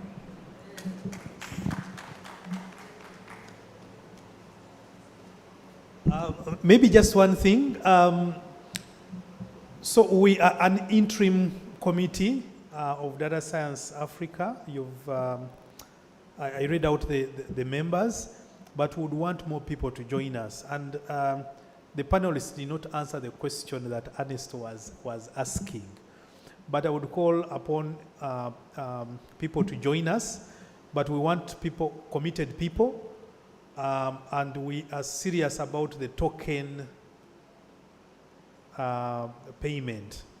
Yeah, because we believe that's the only way we know that people are serious. So in Data Science Africa, just to give you an example, in Data Science Africa, we have been around for maybe 8 years, but it's very difficult to know how many people we have, People come for our events in hundreds, but we don't have that kind of thing. So in Data Science Africa, Uganda, we wanted to start having a way people should feel they belong, and by providing that kind of token, payment or subscription. So we are going to be sending out a form. Please, those who are interested in us contacting them after we have, had some discussions on how to go forward. Please fill that form, and then such that we basically grow these skills in Uganda to benefit, our relatives, our brothers and sisters, and our children, So thanks a lot. Let's go to for the exhibition, and there's also a board to sign. If you want, you can, put your sign and color the board. Thanks very much. It is the So we are going to have Flavia guide us to the exhibition area. Thank you.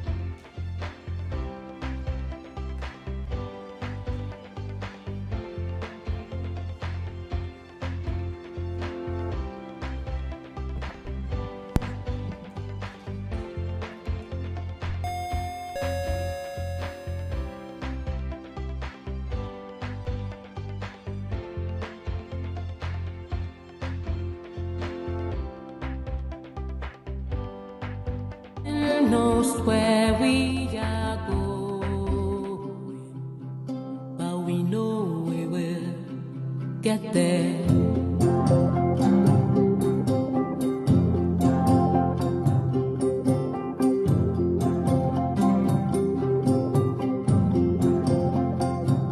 We are going, heaven knows where we are going. We know we will get there.